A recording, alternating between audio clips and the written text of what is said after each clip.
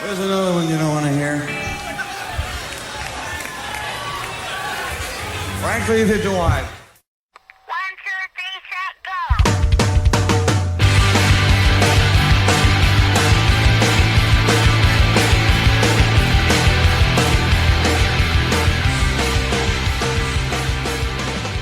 Hello, Happy New Year, and welcome to episode 49 of the Power Chord Hour. How you doing? First episode of 2021, and as always, I'm your host, Anthony Merchant, welcoming you to a new year of the show. I'm very excited to see what we're going to be doing on here, and, I got the next few weeks planned, but the future is unwritten, and I'm very stoked to see where we go from here, a year in now. And I kind of talked about it on the last episode, so I won't really go into it now, but just very proud of where we're at a year in.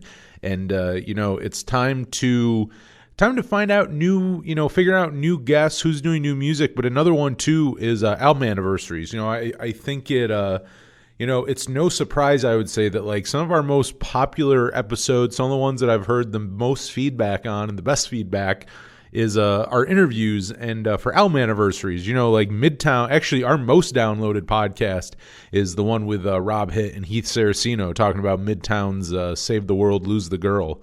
So like those are very popular. Actually, like maybe like our top 3 or 4, I think, are maybe album anniversary ones. So like I really love doing them. They're really fun. I've been doing them on and off for years, really. I did one with Stephen Jenkins to a point. I did up as a throwback episode, but it's like literally like, I think like a 5-minute interview. Yeah, I always try to preface that because it's like, yes, I interviewed him, but it's like there's interviews on here, and we'll even stay in like the 90s music realm. But it's like, I interviewed Greg Eklund of, formerly of Everclear and of the Oohlas, a very, very good band. I love both of them. But anyway, I interviewed him, and our interview's like 3 hours long. I think maybe even 3+ hours. Great interview. I loved it.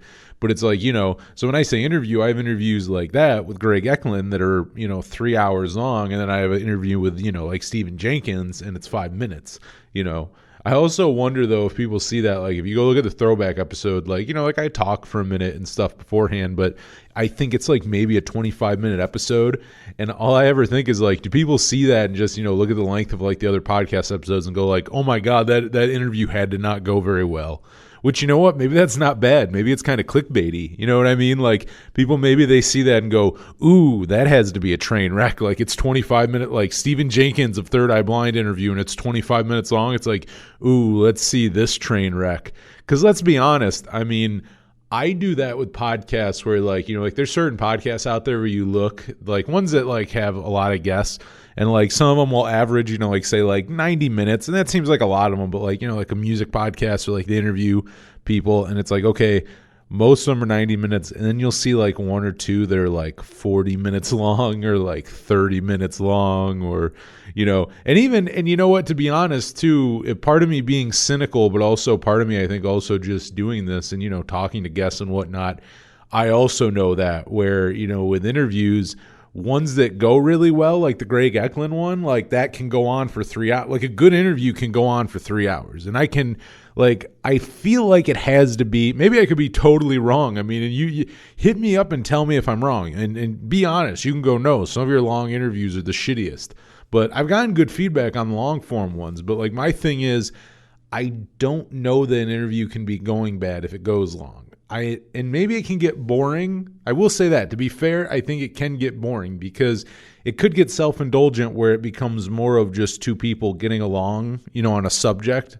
Because that does happen where like you'll go down a rabbit hole on something where you and the guest mutually kind of start talking about something that you mutually love, where if you're also into said thing, it's awesome. But if you're not into whatever like specific thing we're talking about that really probably doesn't have much to do with them, or like their music or whatever, it's like, yeah, you may not be so into it. And, so you have to kind of balance that out. But yeah, I'm thinking of a new guest, and the album anniversary ones, I think they're always fun.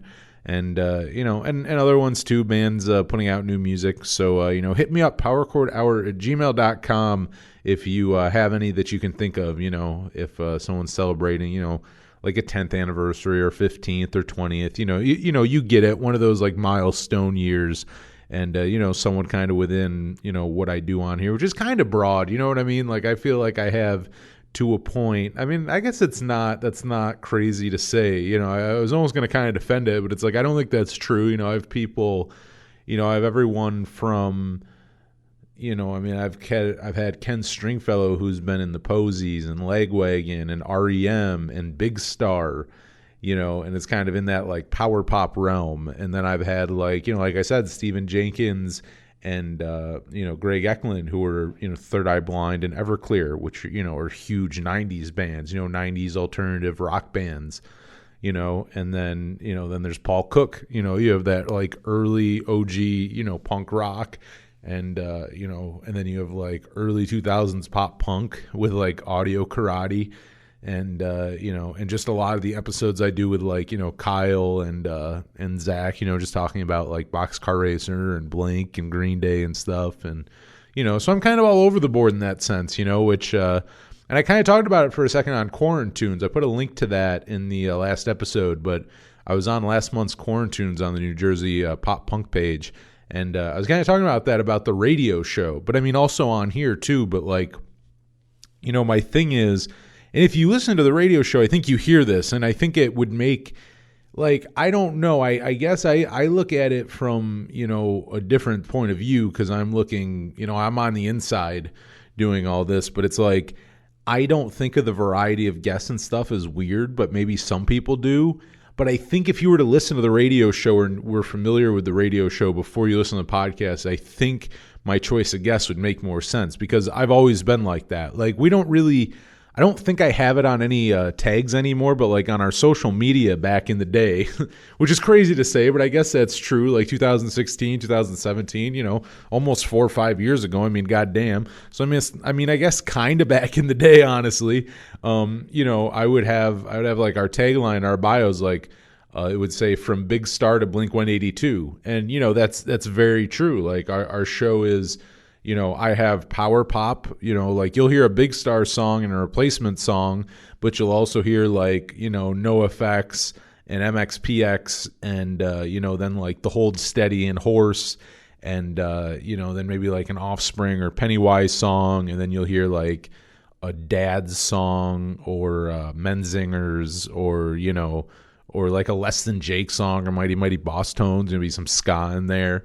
And, like, so college rock and power pop and ska and, emo. And I do hate the term emo, but I've come to accept it with this podcast. Like, if now we're talking about New Year's resolutions for this year, but if we want to look back and look at the positive things, like changes or things we did in our lives in 2020, I feel like I kind of started accepting the word emo, because I hated it, because I think I still came up in that era, the kind of Hawthorne Heights era of emo, where people said it in a derogatory sense. Like, no one was really, I mean, yes, people were dressing quote unquote emo, but it's like, I don't really feel like most people, if you were being called emo, I don't feel like it was in a good way. You know what I mean? Like, no one, I think most people are trying to fight that term. You know what I mean? Like Hawthorne Heights, like that, like I brought them up earlier, like, and that's a band I play. Like, like emo's a term where now they've accepted it. And my whole thing is, it's kind of funny because, like I said, I don't particularly love the word emo, but like they sell a shirt that literally just says emo on it. It sells like fucking crazy. But like my whole opinion on it, to be honest, I'm like, would I ever buy one? Would I ever wear it? No. But I think if there's any band who deserves to sell a shirt that just says emo on it, I think it's Hawthorne Heights. Like, I mean, if there was ever a band who took a fucking lashing for a genre or a scene, or even just being the poster boys for it. I mean, really, most people, I mean, you get the music, the music nerds who, and look I love these bands too, but there's the ones who will be like, if you say emo, they're like, no, well, actually emo is, and they'll say like a bunch of fucking 90s bands and stuff, and great ones. I mean, I love the Promise Ring and, Jets to Brazil. And, and those are, I'll be called fucking poser, because those are even kind of like on surface ones. But I mean, even going back to like Rites of Spring and stuff. And look at all those bands are great, and American Football and, different shit like that. But like, it doesn't mean you have to shit on like Hawthorne Heights and stuff. They didn't ask to be Like that's the other thing. It's like I don't think those dudes ever wanted to be called that anyway. So it's like grouping them into that was not their choice. But anyways, like years later, I mean, obviously now, in 2021, and I know they've been doing it for a few years, but like, yeah, like well into like a decade after the fact, selling those shirts that say that, in my opinion, it's like if anyone deserves to sell a shirt that just says emo, and once again, selling like crazy, like I know that for a fact, those things sell really, really well. I think they deserve to sell that. You know what I mean? Like there's just certain bands that like deserve, this is a good, because I always love to interact with people. So like any reason to make you all hit me up via email or social. The thing is, you can also hit me up social media, but however you want to hit me up. But, who would you say would be the poster child for, we'll say pop punk? And, I don't know that I should leave it that vague because it's going to vary by the person, because really in my head, part of me says Descendants, but then you're leaving out so much of the genre. And then if you say, part of me also says Blink-182, but then you're also leaving out a lot of parts of the genre. So I guess to be more specific, who would be the face of, in your opinion, and hit me up, either powerchordhour@gmail.com or one of our social medias at Power Chord Hour is our handle on Facebook, Twitter, and Instagram. If you're not following us yet, go follow us on there. What would be, it would probably be a better poll if I would have thought of this beforehand, but this just came to me as I'm talking here. This is all pretty, this podcast, when I do these solo episodes, I write little, like, they're not even like full sentences. I'll write like little just like notes of shit I want to get to, but it's like, it's all just kind of free flowing from my head. Which I'm not saying that like I think anyone would be shocked. I think as you can tell from the rabbit holes and just the sidetracking that I do, you can probably tell it's pretty free form. You know what I mean? Like that I kind of have an idea that I start with and then just kind of fucking go from. I'm kind of like a fucking lawnmower. Maybe this is a terrible analogy. This is why I need Kyle Steven on. He really needs to just be a guest. You know what I mean? Like I just need to call him up every like Saturday night and do an episode with him because he's a great guest. And every time I do an analogy, he always gets a better one. But like my thought is like, and maybe this is a terrible one, but I guess I already brought it up, so I'm going to say it. I'm almost like a lawnmower where like you have to start, you kind of like pull the lever a couple times, but I just start going. You know what I mean? Like I don't know, maybe it's a terrible analogy, but like the notes, the little notes I have are kind of like the pulling and the tugging, and then I just go. You just got to tug me. Terrible. You know what? As it's coming out of my mouth, it's a terrible analogy. Forget I brought it up. But getting back to what I was talking about before. I'd love if you hit me up, and I can also not blame you if you don't hit me up after that little tirade there. But if you want to hit me up, who do you think the poster child would be, like the band for? I will say pop punk, but let's be more specific and say. Let's say 90s. You know what I mean? Like, I'll just say 90s. From that, you can take it. Maybe that's Epitaph. Maybe that's Fat to You. Maybe it's, what would be another? It can be Jade Tree. If you think like Lifetime or something, like, I don't know. Who do you think? And when I say that, I don't even, and see, that's the other thing. This is where it gets hard. I'm not even asking you your favorite, because that's different. Who you want on there is different from who should be.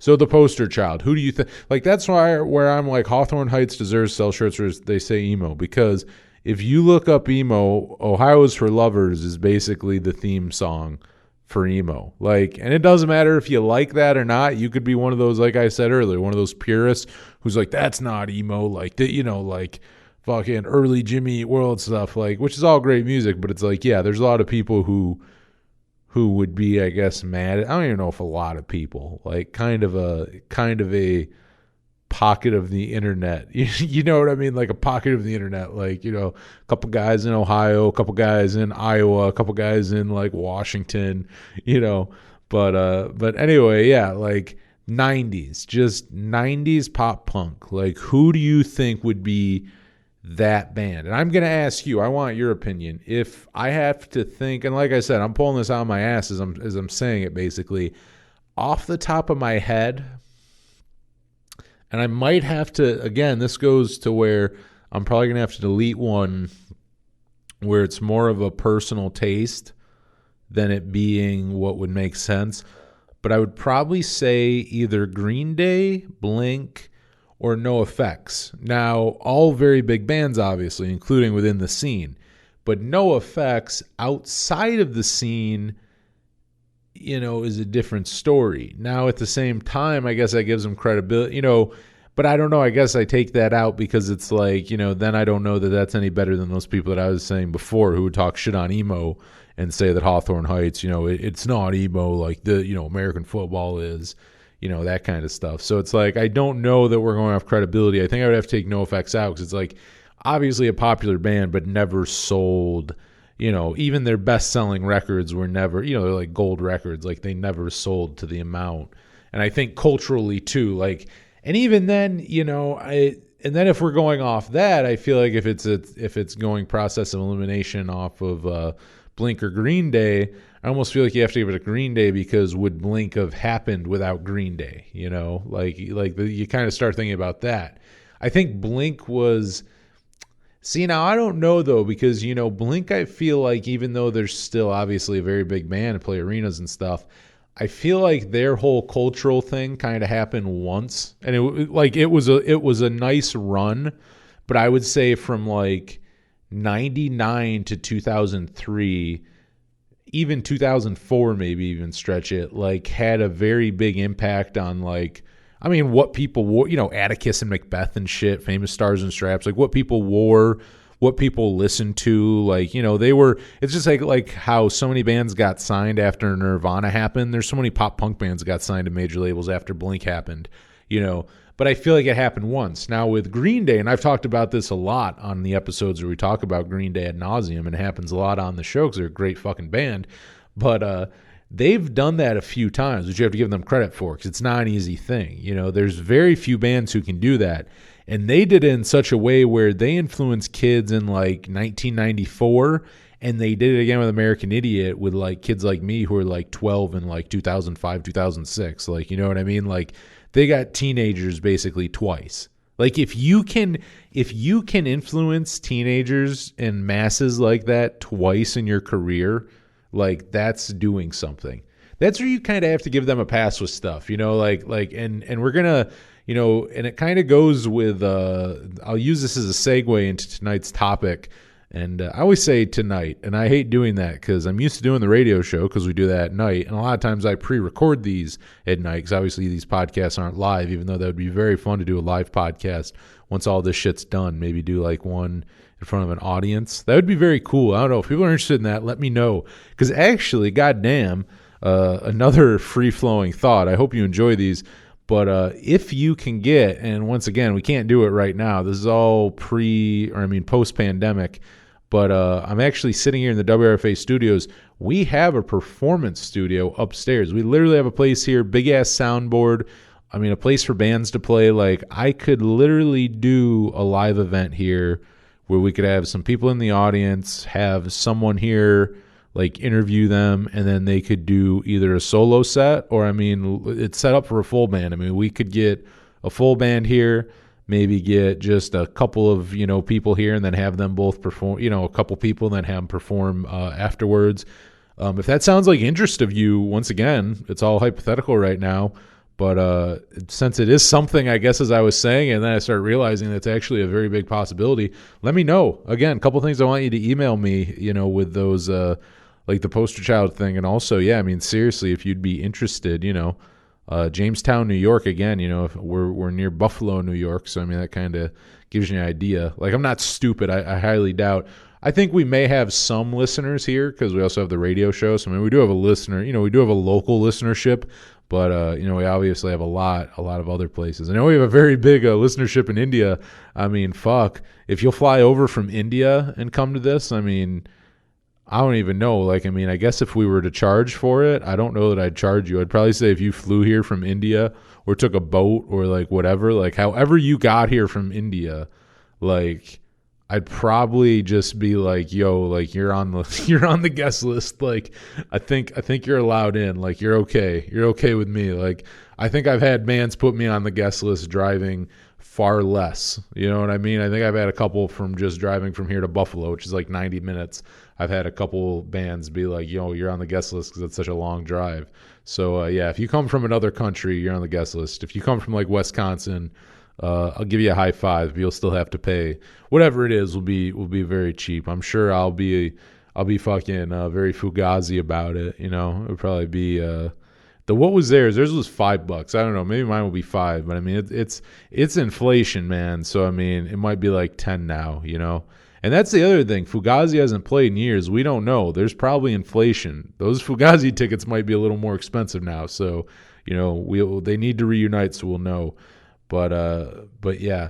Oh, I was bringing up earlier, and we're gonna get into this, but with Green Day, you know, a band who culturally did something like that twice.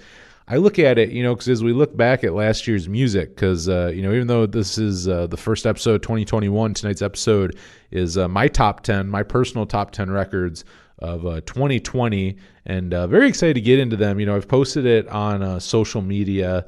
And on the radio show here, it did just air a couple days ago, actually right on New Year's Day. Very cool because the radio show fell on Christmas this year and on New Year's Day. So got to do the Christmas episode on actual Christmas and do the New Year's one, or, you know, kind of do the end. I always do the end of year, like my favorite songs one. I did that right on New Year's Day. But, so I've been talking about them lately, but very excited to go through here, really talk about them. Because even with 2 hours on the radio show, like to play a song off each record and then also have time to like fit other stuff. Because there's so many other good records that like it was hard. Like I had to start cutting myself off because I was like, if I keep talking, like the show's just going to get cut off. Like when it hits midnight, like we just get cut off. And then, like a music loop plays. It's not a radio show after us. It's just kind of like a music loop, or like just random music kind of plays. But so we'll get like cut off, and like I could not shut up. So I have a lot to talk about tonight, so I'll get into it. But yeah, like with Green Day, like their ones, and it's like, it definitely didn't fall in my top 10, but like I know people talked about Father of All Motherfuckers. Some people actually, though, I will say, though, it did land in I won't say a lot, but I did actually see it in some top 10s. And I have seen people defend it. Like, it's not like everyone hates it. I feel like they're polarizing that way because as much as some people don't like them, to be honest, there are people who still do. Like, because sometimes you forget that. Like, when you see too much negative shit online, you forget that that's not everybody. You know what I mean? And a lot of times it's not even the majority. It's just the people you see on there. So it's like that's kind of the case with Green Day, like with their new album and with a lot of their records, really. Like a lot of new Green Day is kind of like that, where it's like, yeah, you'll see people talking shit, but it's like there are people who like, no, it's not bad. And like that's the thing is you have to think about. It's like a band can hardly to hit as culturally like as Green Day did in 94 and then to do it again 10 years later in like 04, 05, like to do it once is amazing. To do it twice is like very few bands can do that. You know what I mean? Like it's just like there's very few artists who can stay at the top forever. Like there's so many bands that you forget about that like, like there's bands who are together for like 30, 40 years and you look at them now and they're like legacy bands and like, they're playing arenas and shit. And it's like you forget about the like, the rough time the rough patch they had in the 80s or like, same with that. There's a lot of bands now where it's like Motley Crue's one of them where it's like, Motley Crue can basically just play arenas the rest of their career. But it's like people kind of forget the like 90s era where like Vince Neil was out of the band and they had John Corabi, and they were like, tickets were not selling. And I mean, it's the same goes for so many other bands kind of that era who, started losing it after grunge. But, there's tons of other bands though too. I mean, there's even big ones like Aerosmith where it's like they've had lulls in their career. There's lots of bands who, you think of as like have always been big and legendary, but it's like, yeah, they hit some shitty, even Bob Dylan has some shit records in that catalog. Very few people have a flawless catalog. But I also, and we'll get back to this, I also get into that with my top 10 this year where some of the bands I picked, what I love about it is a couple things I noticed, and I'll tell you the month that like all these albums were released. Apparently, like April was the month, because I swear to you, before we even get started, I think like five of these albums were released in April. Like, so much was good. And, I don't know what to make of that, because I love so many albums that have come out during COVID and quarantine, but it's like so many of my favorites came out in April, where it's like those were all written and recorded, pre all of this. Those were all obviously done before any of this started. So I don't know what to make of that. You know what I mean? Because I wonder, I've asked like most of our guests, I'm like, hey, during all this, have you been more creative or not? Some people say yes, some people say no. So it's like the music being released, it makes you wonder, like, are they being more creative? Like, is it getting more, or it's like, maybe not? Because like some of these I think are just coincidences, where then you look and you go, well, really they were written before quarantine. You know what I mean? Like, they weren't really, maybe they were released during this, but they weren't recorded during it, But, one that the first one, actually, number 10, was released in April of 2020, and a really, really good one. And I'll also say best power pop record of the year. If we're talking power pop, it's the number one power pop record of the year. But overall, my top 10 of 2020 was High on Stress with Hold Me In. And this one was just so good. I mean, I always talk about it on here, but like, got to represent Twin Cities. I only lived there for a year, but I loved the hell out of it. And this band is all about the Twin Cities. They're from Minneapolis, and everything about them really screams Minneapolis in the best way too. Like, the other thing is, like, I want to say that because sometimes people will like take the, because like replacements will get, thrown on a lot of bands that I play like on the show, not just from me, but, just a lot of bands that I play end up being in that vein where, music critics or other DJs and stuff will like, compare them to the Replacements or like other kind of like college rock bands like that, or like old legendary bands.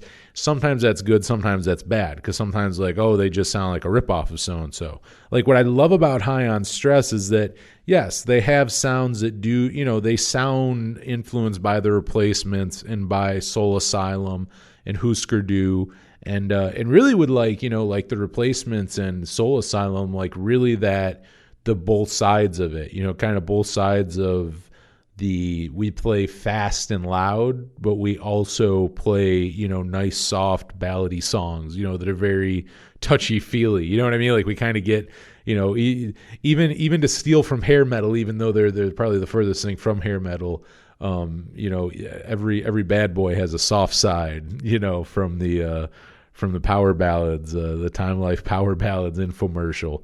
But so it's like that I really do like, because they in one album kind of sum up the best parts of those bands, like I mentioned, like Soul Asylum and the Replacements, and really, to getting more specific, like Paul Westerberg's songwriting and Dave Pirner's songwriting, where all in one record, they do it. A lot of both of those bands did, like on multiple ones, where like, it goes from here, here, and here in a good way. Like, it's not a scattered album at all, but it's this great mix of, and same with power pop. As far as power pop goes too, it goes on both sides of, there's songs that are the more slow, kind of more acoustic-y side of power pop, and then there's the more just fun side, like the fun, loud one with some power chords and, just really kind of fun, loud, like rocking songs. It's just, and really, like, and that's the thing, as far as power pop goes, this is the best one you're going to find this year. This is like Stephen Bradley's Summer Bliss and Autumn Tears of 2019. That was the best power pop of that year.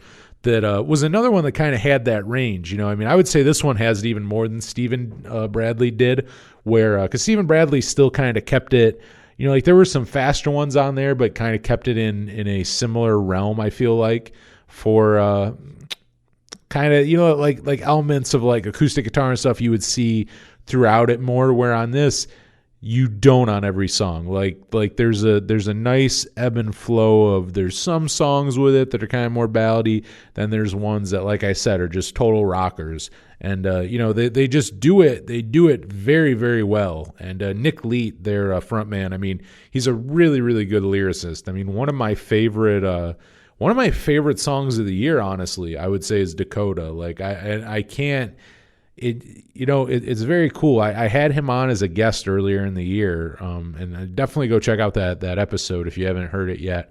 But I had him on back in like August or September, and we were just talking about like influences and different stuff with him. But like before he came on, I was listening to the record when he sent it to me, and like I loved the whole thing, but like that song Dakota, like right away just stuck with me. And like in my head, like still even now, it'll just get stuck in my head. Like I'll wake up and that'll be one of the first things that like I hear. Like if you can think of, I feel like a lot of people have that, or everyone has it really. I mean, I'm definitely not like, this isn't some special superpower I have. Like I feel like a lot of people have a song that'll get stuck in their head. And that one, ever since I first heard it, I don't know, however, 7-8 months ago, maybe now, like that song will just play in my head. Like it's such a catchy song. And it's funny because it's like, it's catchy, but it's also one of the saddest songs on the record, I'd say.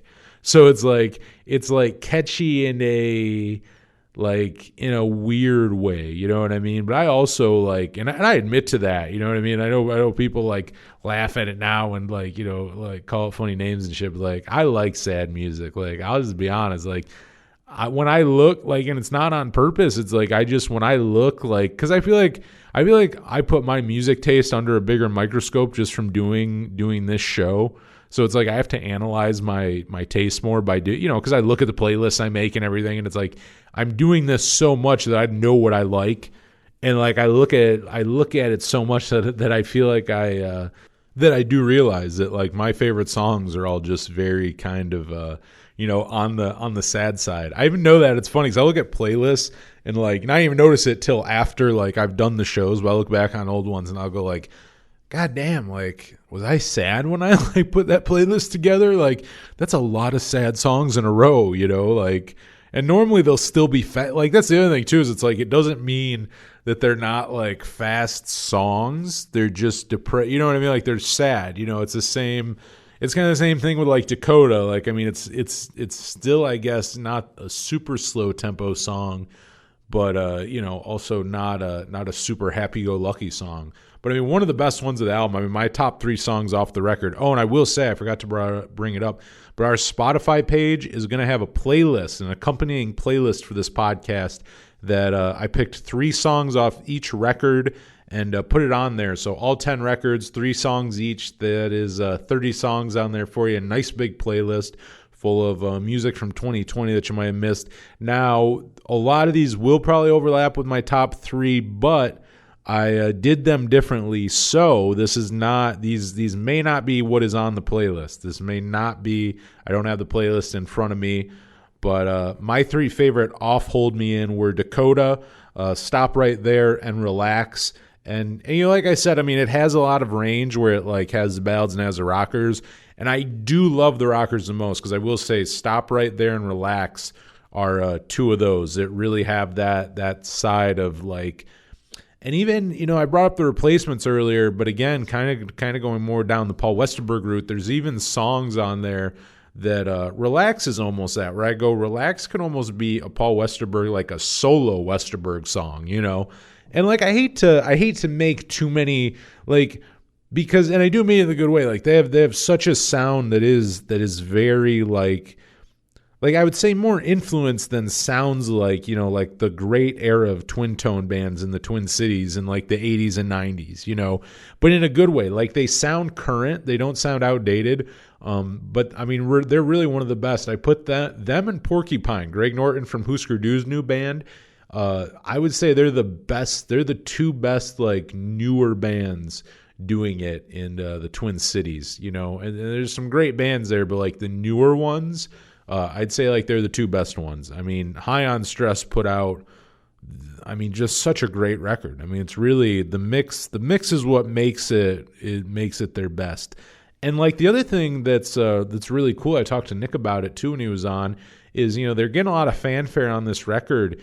But the thing is people kind of look at them as a new band, and to be honest, I even thought they were when I first heard them, because this was the first album I heard them on.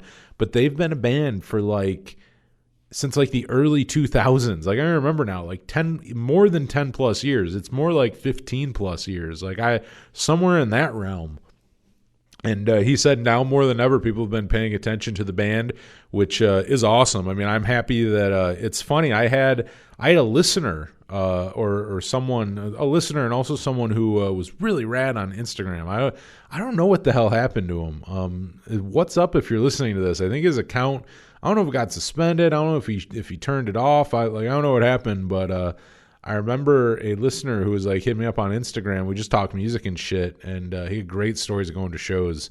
He was a little bit of an older dude, but he would see shows that you know what I mean? So he would tell me stories of shows that he saw the Ramones at my college and shit like that. You know, things like that where I go oh goddamn, I kind of wish I was alive, 10, 15 years earlier.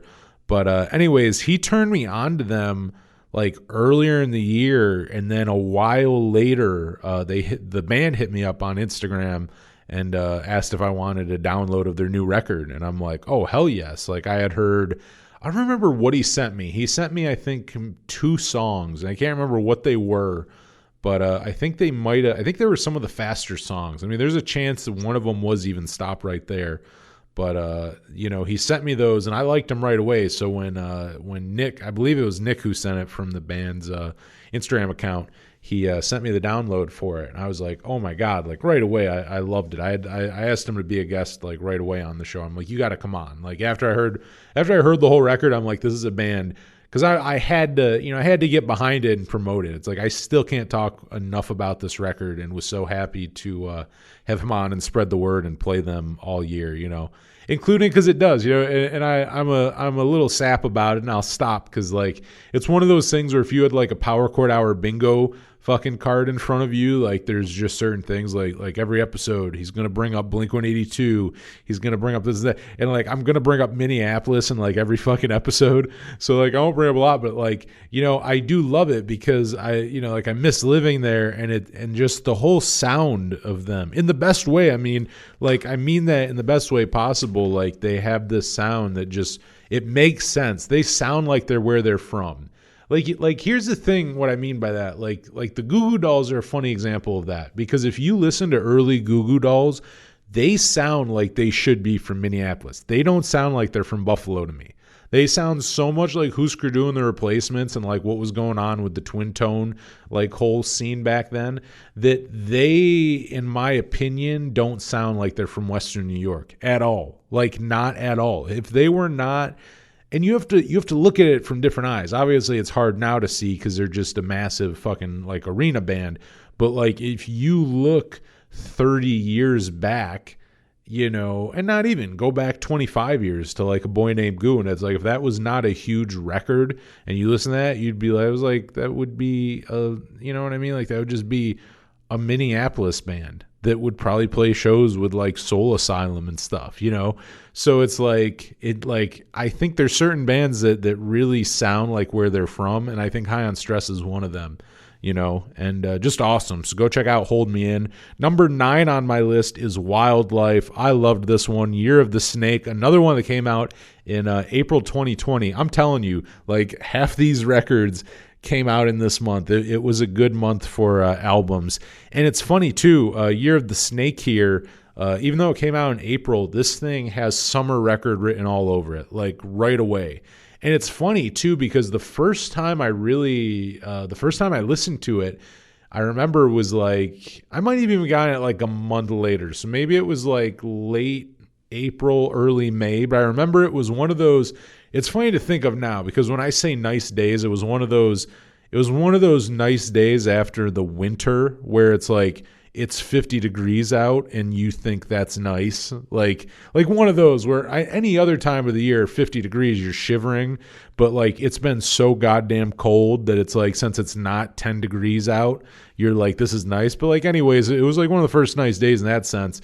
And, I put my headphones in, just went for a walk, and just a nice long, miles long walk, and just listening to that record. And I mean, even then, even though, once again, 50 degree, maybe not summer weather, but just being outside with those, that kind of element with people around, things going on, it's things being, and again, to a point, because it was 2020. So, I mean, not maybe not the hustle and bustle normally, but, still seeing other people walking and cars going by and all that shit. Just the activity of life and seeing all that kind of summer-like. And, just a great soundtrack for that, basically. But, yeah, very, very good, out a little early for it. But no matter what time of the year, but really summertime, just good weather music. Like it's just fun. It's a fun rock and roll record. Like what I wrote down, like one of my kind of thoughts on it, and I mean this in a great way, like a good album to turn off your head and just enjoy the music. Like there's nothing that you have to sit here and overthink. It's not an album that you have to like digest, like sit there with the liner notes and try to understand the like lyrics or like what the songs mean. Like it's not that at all. Like it's a fun, like, and honestly, this is the first Wildlife record this is the first one I'd heard of them. I'd never heard of this band before. They've been around since like they put their first album, I think like 2010, and they're just such a fun, but like I would say start with this album, but definitely go check out all their other ones too, because they're from New York and they're just a fun New York rock and roll band, and they just don't take themselves seriously. You know what I mean? Like they're not like, and actually a band that I talk about on here later, they're on the list, but like, there's bands like the Strokes and shit that are like, the New York rock bands from like, definitely earlier than Wildlife, but if you say like New York rock scene or whatever, I think there's certain bands you'll think of, and the Strokes might be one of them, where the Strokes kind of take themselves more seriously and stuff. Wildlife kind of has those same influences of like that 70s rock and punk, New York Dolls, Johnny Thunders and the Heartbreakers, the Ramones, like bands like that, CBGB scene, and like similar influences, but more fun and lighthearted. Like it's not a parody of it per se, but it's like, some of it is more tongue in cheek. I mean, there's songs like Sacre Bleu on this one that's like, just so it's very self-aware, but it's very like tongue in cheek and ridiculous and like kind of over the top, like in a good, I won't even say over the top, like it's in a good way. Like they're tasteful. Like it goes again with balance, just like with High on Stress, the kind of balancing sound. Like Wildlife's good at that, where like they balance it, where it's like, no, the songs aren't serious, but they're also not so cheesy that it's like a novelty listen. Like it's a fun, because that's the thing. Like I wanna give it credit. Like it's a fun song, it's a fun album to listen to and kind of turn your head off. But it's like it's still good to listen. It's still really like the music's really good. It's a really like well written like album, and I do think too, because like I said, I think this is probably their best album, but I don't think it's not their first. They have a few albums, but I would like to hear them venture more, because like they do have that, as all good bands do, they have that song or two on one of their records that kind of like hints at like maturity. And Automatic, I mean, one of my favorite songs off this record, my three favorite songs off this record actually are Automatic, Kiss and Tell, and Deathbed. And Kiss and Tell and Deathbed are kind of continuation of that really fun rock and roll that they've kind of become known for on the last few records. Like I said, they have a couple albums out to go check out. But, very, very fun. Again, like kind of tongue-in-cheek. They're not super serious. I definitely get a Replacements vibe on Deathbed for sure. And Kiss and Tell is just such a great just rock and roll song. Like it's criminal that this album didn't like get, and who knows? I mean, sometimes after, sometimes it takes a while for it to take hold. I mean, I think this is maybe one of their first albums that was getting a bigger push to like radio, but like it really should get like some rock radio play, like including Kiss and Tell. Like I could hear that on there. But actually though, saying more would be Automatic, which I was about to get to. This song, I would like to hear them venture more on their next album, because it's this real sign of like progression and maturity for them. Like it's not out of place in a bad way, but it's different. It's like track 4 or 5 on the album, and it's different from the previous songs. Like it kind of hits you out of nowhere in a great way. And it's this really good kind of indie rock, indie pop. Like they go from doing kind of a Ramones Ramones, Johnny Thunders influence like rock, to then doing more of a, I don't know that it sounds straight up like The Cure, but there's a Cure influence. Like they almost go from being very 70s rock influence to then more 80s like alternative new wave influence. And it's really cool. Like I would like to hear them, because the other thing is it's different from the rest of the album, really, because they kind of go back into that rock sound for the rest of it. But like it doesn't sound totally out of place or it doesn't work. Like sometimes bands do that and it's like, yeah, it's left field, but it's not good, not in a good way. This one it is. But I would like to hear them do this more, because I think it still fits enough where I don't think it would shock people. You know, maybe not even a whole album, but it's like I think whatever their next album is, I would like to see them at least do that, even for a few songs. You know what I mean? Like you don't have to lean entirely in, but it's like to at least kind of entertain it a little more. I would not mind hearing things more like Automatic. But I mean, like Kiss and Tell and Deathbed. And I know I have Kiss and Tell on the Spotify playlist. I don't remember if Deathbed's on there, but Deathbed is a great album opener, because like that's it's a good representation of them, because it's like right away it's really this like, for one, it just has that spirit of that who gives a fuck spirit of rock and roll that's really lost. Like it's lost on us now. And like to bring up Paul Westerberg again, because once again, all great bands are influenced by their replacements. There's nothing wrong with it. And and they don't even sound so much like the replacements, like as much directly influenced by them as like say High on Stress. But they still, I would say those dudes are probably Matt's fans. But like something they do have is that very, just like the replacements, where it's like they got a beer in one hand, they got a cigarette in the other, they don't really give a fuck. Like it's a fun, like their music. And actually I will say that, including in an era where bands don't really do music videos, or when they do, they're just like live, it's just live video. Wildlife puts out some great, and not just for this album, but like their music videos, you got to go on YouTube, find their YouTube page. And actually, if you're looking them up, Wildlife is spelled WYLDLIFE. So if you're looking them up, yeah, they're not spelled like like wild, like it sounds. But yeah, you got to go on YouTube and look them up. They the music videos are hilarious. They're absolutely hilarious. They did a couple for this album, but I mean they have a couple for their other ones too. Like I said too, they have a couple albums out, they have music videos out. They're a smaller band, like that's the thing. So I feel like there's like they're another band. I mean, once again, actually kind of like High on Stress, where it's like they're a band who's been around for a while, who maybe are just finally getting their due, which is nothing wrong with that, I mean, hell, to go back to High on Stress for a second with kind of the Soul Asylum comparison.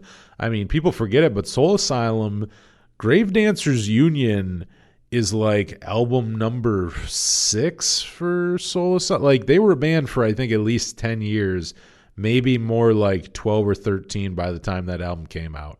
Like they were not a new band. Like even though they were kind of, I think, called that, you know what I mean? Like with critics and like, probably like awards and shit. Like they were the furthest thing from a new band at all. Like really they were not. They were on multiple. I mean, they had like eras at that point. I mean, there was already the Twin Tone era, and then they were on, what was it? I think Atlantic, and then I forget who they were on. They were on maybe Geffeners. I think they were on a different major label for. And I think Hang Time was also on maybe like American, or I forget, a major label, and then I think Grave Dancers Union was on a different major label.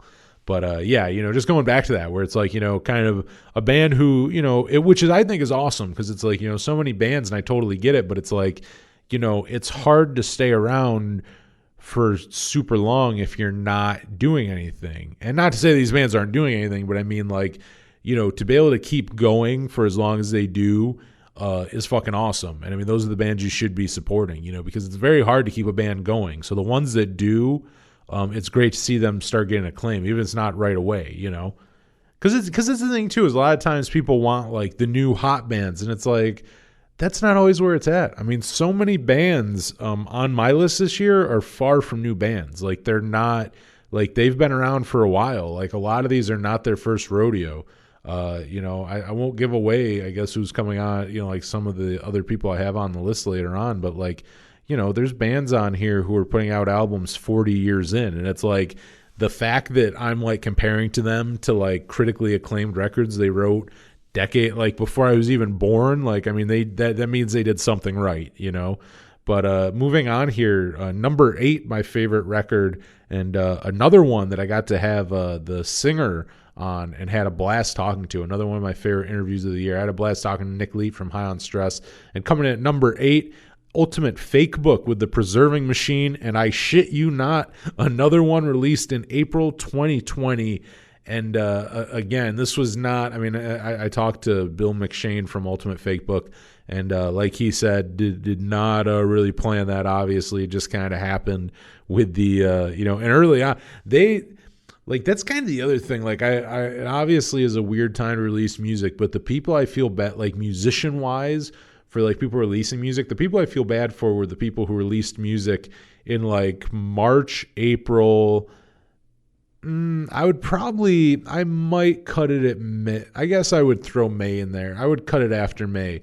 Like, I feel bad for them because a lot of those were obviously planned before. Like, March, obviously, definitely planned beforehand. And I would say April, too, because it's not like you pull a release date out of your ass like 4 weeks ahead. You normally have a release date for a while.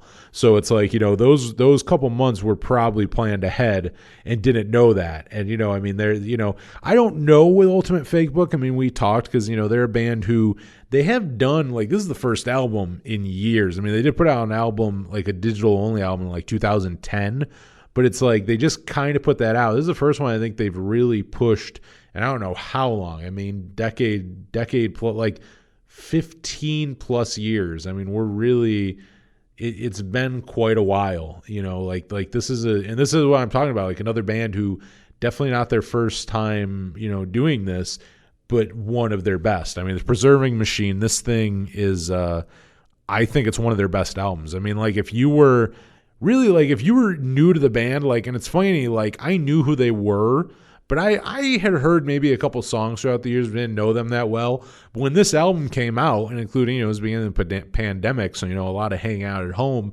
when I saw it come up, I'm like, I should check that out, because they're a band where, okay, even though I didn't know many songs, I knew that they toured with a lot of bands that I loved and were kind of within, the genre of music that I love. They're a band where it's just like, yeah, I haven't heard many songs, but I know I should like them.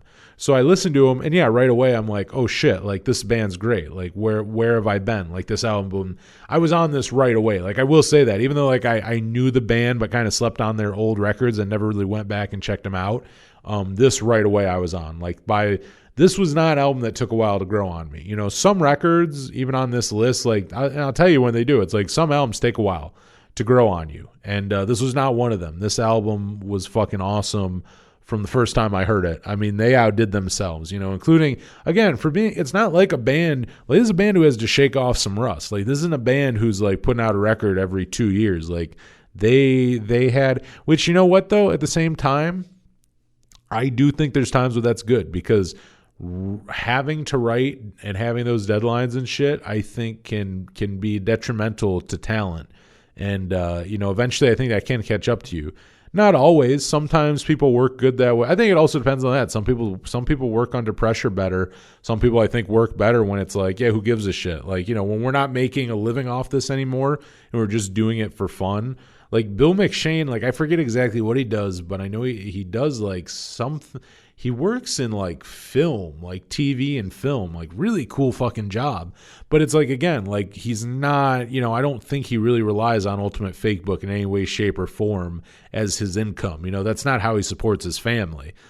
So it's like they can just do this for fun. And that's what I mean too. Like I said, it's like, I don't know that Corona, like, destroyed a lot of live shows. I don't know how many live shows we were really going to get from them. I also don't think they all live, he lives in California, and I think maybe the other dudes still live in Kansas.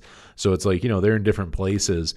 Hopefully when it's all over, they do play shows, though, because there are some great energetic songs on this record. I mean, I miss live shows anyways, but this is one of those records where there's certain songs where I'm just like, I want to hear that live. I'm like, there's even a couple songs where I told them, I'm like, I know people don't love hearing new songs right away, but their one song, really my favorite song off the record, and really is my favorite Ultimate Fake Book song, I would say, Manhattan, Kansas. I'm like, that song, even though I know it's new and not everyone loves when bands open a live show with a new song, I'm like, that's a fucking that's a live opener. It's not an album opener. It's not the first song on it. It's like even like track 5 or 6, I think. Well, maybe not. Maybe it's more like 4.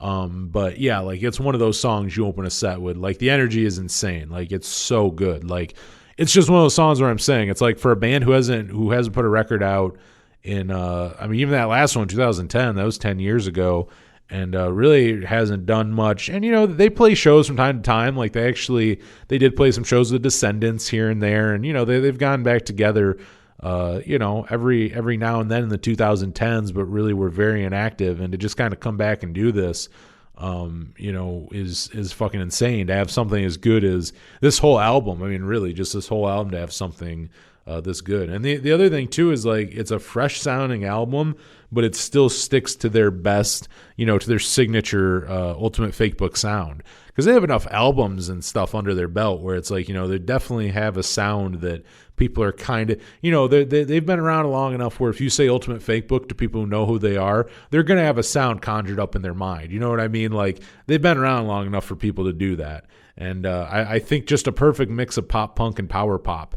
And again, I mean, talking to Bill, like that was one of the compliments I gave him. I'm like, something that I love about your band is that I think you could play with Newfound Glory, and then you could turn around and go play a show with like Super Drag. Like, I mean, they have so much, which that's the other thing. Shout out to them because they reference Super Drag. They name drop Super Drag in After Hours at Moline's on this record. Which just like that was the other thing, like I said, how this album grew on me the first time I listened to it. I mean, that's track 3 on, really technically track 2 because track 1's like a 30-second intro, but so like technically track 2 on the record. But it's like he fucking references Super Drag and just name drops him, and I'm just like, right away you're just like, oh my god, like I love this album instantly. Like there's no growing on me. I'm like, I fucking love this album, just right. And the energy again, like just the energy and that perfect mix of like pop punk and power pop. Again, like I mean, I think and that's a gift and a curse. You know what I mean? It's like I think they're too power pop to call them pop punk band, and they're too pop punk to be called a power pop band. You know what I mean? Like power pop purists wouldn't like that they have similar, they have certain elements that are similar to like pop punk bands. And then there's pop punk fans who are too narrow-minded to like, the tendency, the more kind of, like pop tendencies of power pop, with the hooks and, sometimes layering things and kind of doing more than just 3 power chords, But such a talented band. I mean, Bill McShane, really, really fun guy to talk to. And this band wrote a great record, and so amazing as a trio too. That's the other thing. It's like there's such a loud band, and there's just 3 of them, and it's amazing what they do. Like really, just as a trio. I mean, I always notice that. Like as a musician, it's just something that I really respect because there's like playing as a trio. I think is fun because it is there's a challenge there.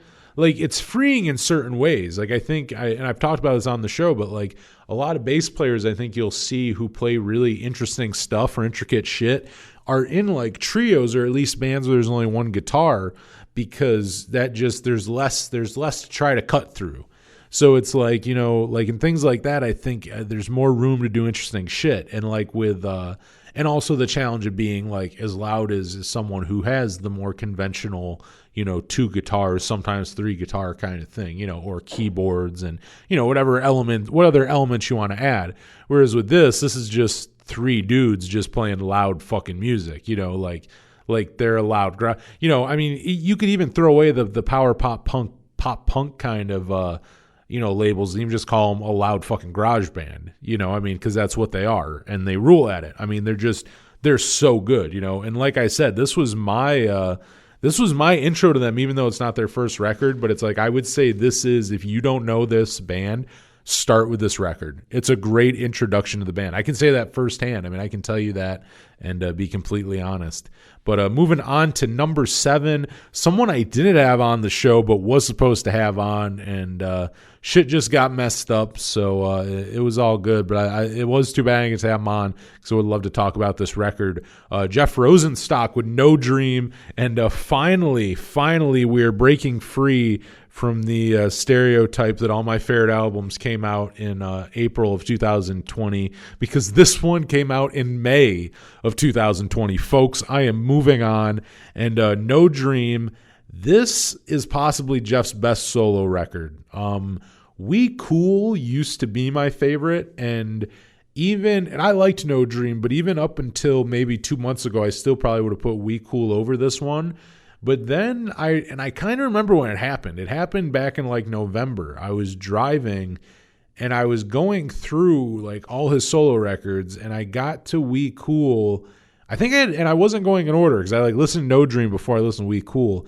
And when I got back to We Cool, I realized I like it, but I like it in spurts more. Whereas No Dream, now don't get me wrong, I have my favorites on No Dream, and I do think there's sections that are stronger than others. But it's so much more of a record that you listen to front to back than his other ones, that I go, to be honest, I think this is better than We Cool. So I really think No Dream kind of, even though I liked it pretty instantly, it slowly became my number one, and really like the last few, I mean, he's been so good. He puts out a record almost every year now, I think. He didn't put one out I think last year was the first time, and that doesn't mean not new music. I think he might have put new music out. I just don't think he did it under Jeff Rosenstock that I can think of. Maybe I'm trying to because I'm second guessing myself, because I'm like, because he does release music almost every year, it's like, I'm like, oh, so it's almost weird that he didn't, but I don't think he did. But this was a surprise release too. And again, I mean, there was probably more plans for it. I don't think it was recorded during the pandemic. Actually, though, no, you know what? It was not. But the interesting thing about it, what makes it interesting, is it really wasn't written during the pandemic, but like some of the songs very socially like go with what started going on around the time that this album was released, and really just 2020 in general. It was kind of one of those albums where like, which is kind of sad. It's not really a good thing, but like, there's certain things that like you listen to the record and you go like, you would have thought that he wrote this like the month he put it out. It's like one of those instances, which also, I mean, that's credit to Jeff and the the way he writes. I mean, is amazing. And the thing is too on this is, there's songs that kind of, like socially are conscious, but it's also an album where like, and I think Jeff's always been good at it. It's always been a strong suit of his, but he does it really well on here, but just really introspective and honest lyrics, even at times where it doesn't look great.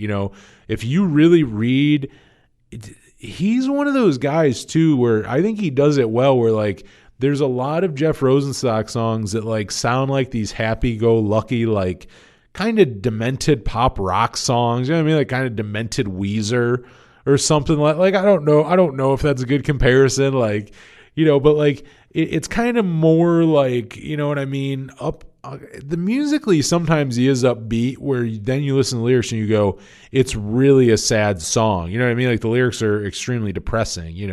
It's like either things like feeling out of place or growing older and growing distant with people, and not being happy with who you are or your accomplishments, or just self-doubt or living in the past, whatever it is. It's like he sings about these things. You look up his lyrics and it's like, holy shit, like, are they relatable? Absolutely. But are they brutally honest? Oh my God. You know what I mean? Like he's extremely honest. So I think he does both well. I think he's someone who can write songs outwardly where it's like, hey, here's what's fucked up with the world, but he can also write songs where it's here's what's fucked up with me.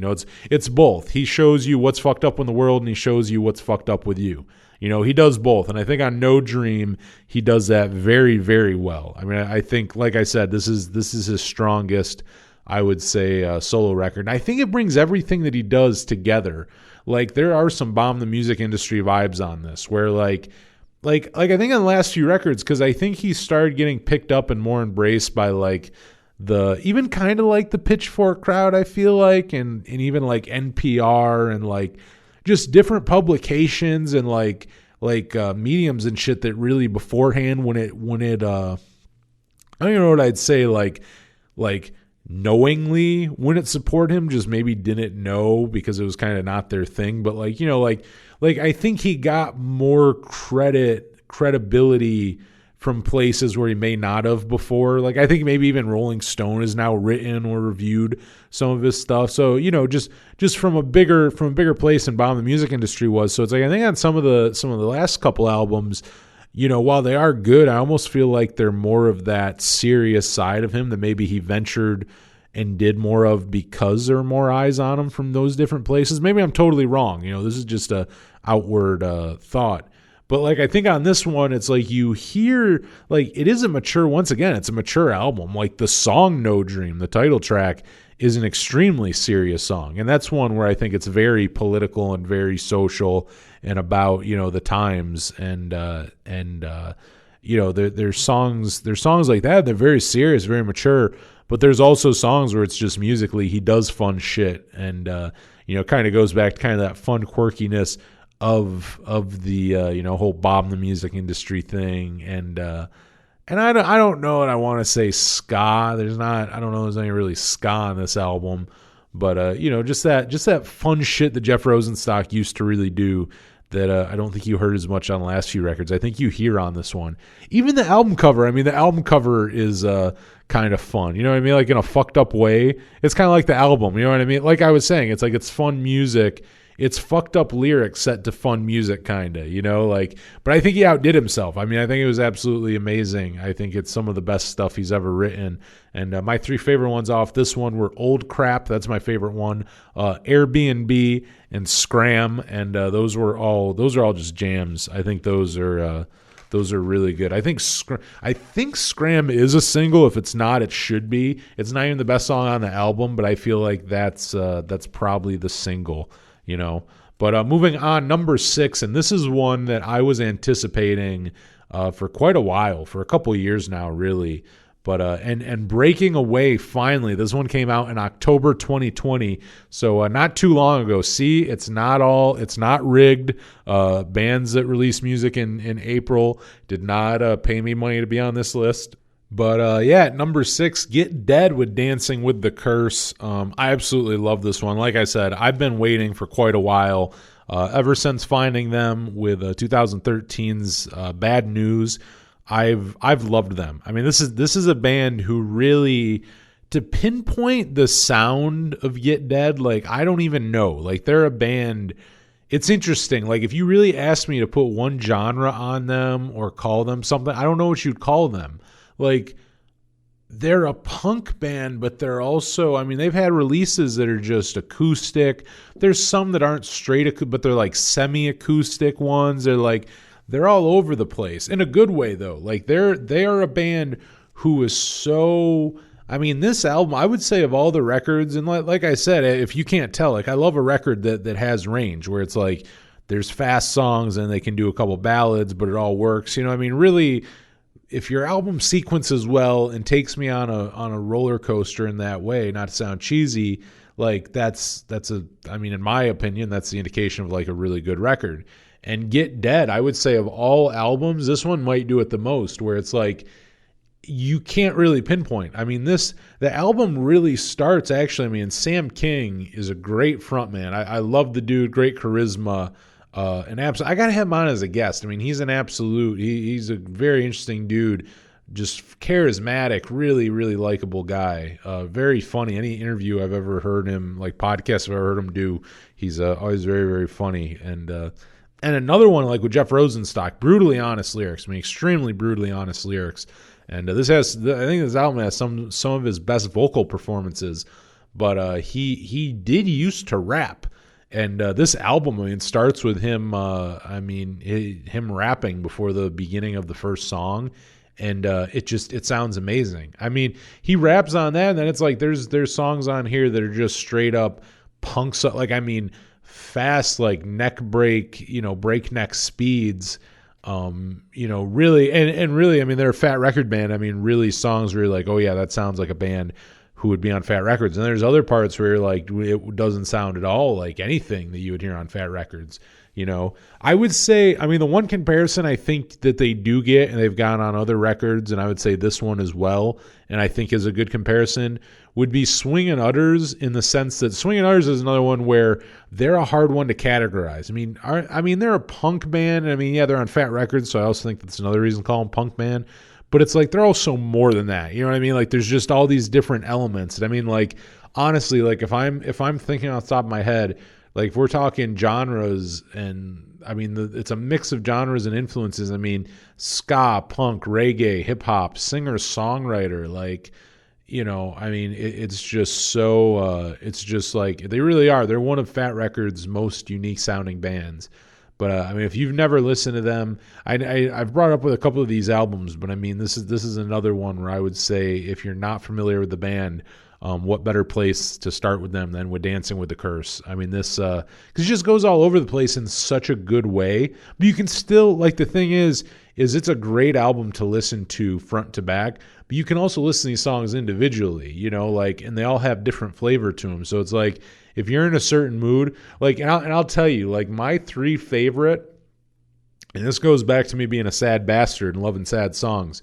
My three favorite are Glitch, Confrontation, and Pepper Spray.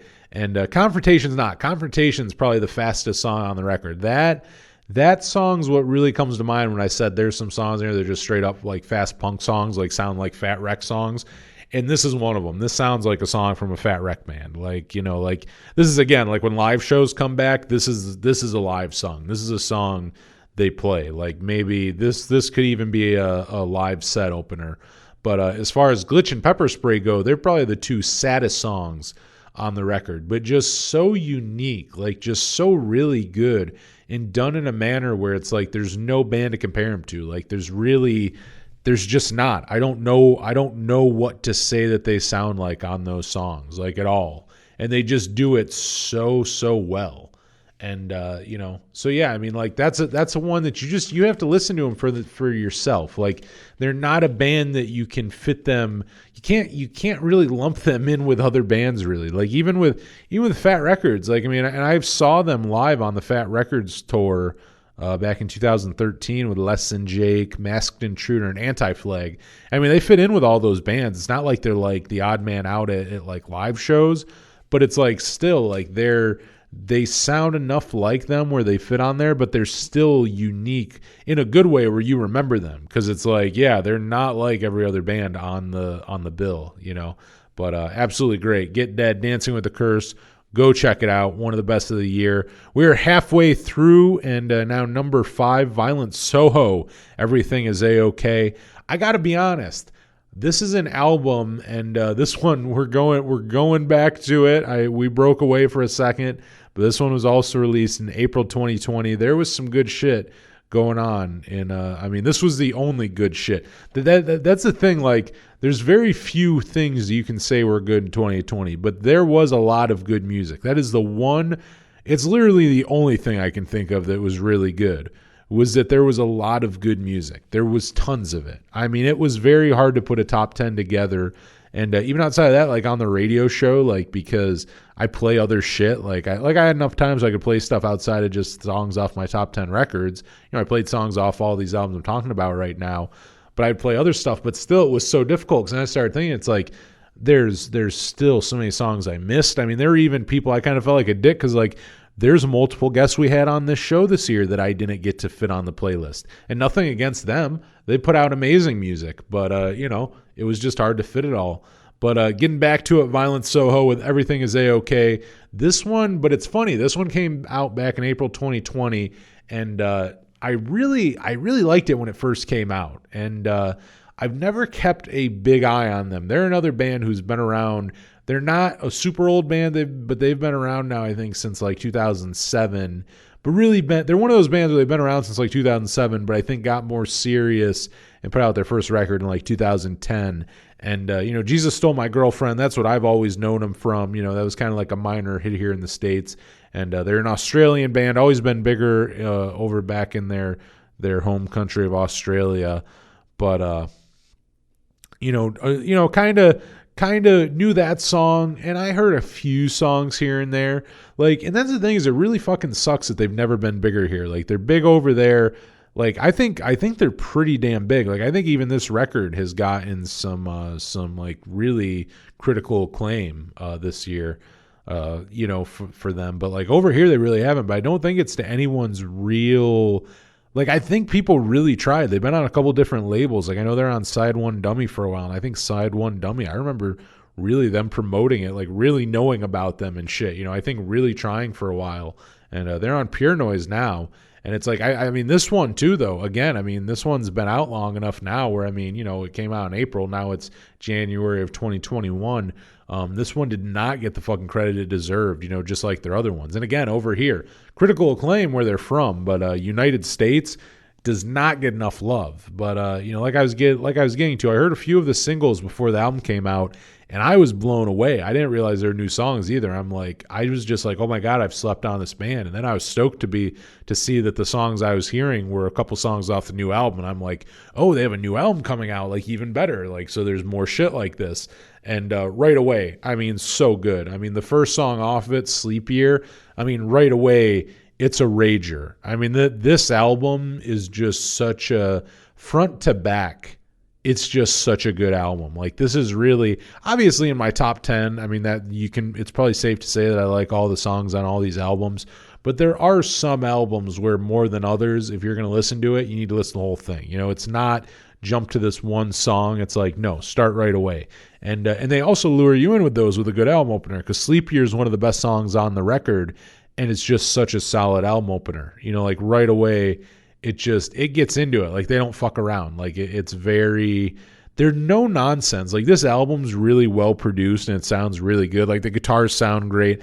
Everything sounds nice and it's well produced, but it's not overproduced. You know what I mean? Like, this is an album that they can recreate as a 4-piece band live. Like, this is not something that is going, I mean, you're not going to find synthesizers on here.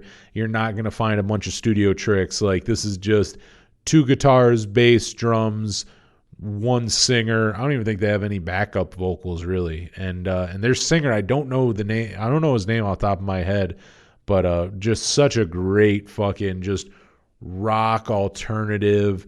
I mean, if you've never heard them, I mean, the obvious comparison that probably everybody says is Billy Corgan. I mean, he 100%. I mean, he does sound very much like Billy Corgan, and I do think that's why, because they have that 90s vibe to them. But what I love about them is they don't have a nostalgic sound. They just have a 90s vibe. Like, it sounds like it's from 2020. Like, Violent Soho doesn't sound old. You know what I mean? Like, there's some bands who try to purposely sound like an era. Like, we want to sound like we're from the year 1984. It's not that they sound like they're from the 90s. They just, like, they heavily sound influenced by that era of music, but do it so well. You know what I mean? Like, I would say that. It's one of those things where it's like if a band is really influenced by Blink-182, and there's so many that are, but they end up being just shitty versions of the band. This is a band who's influenced by them, but do it really well, and end up doing it in a way where they're not just a shitty ripoff of Blink.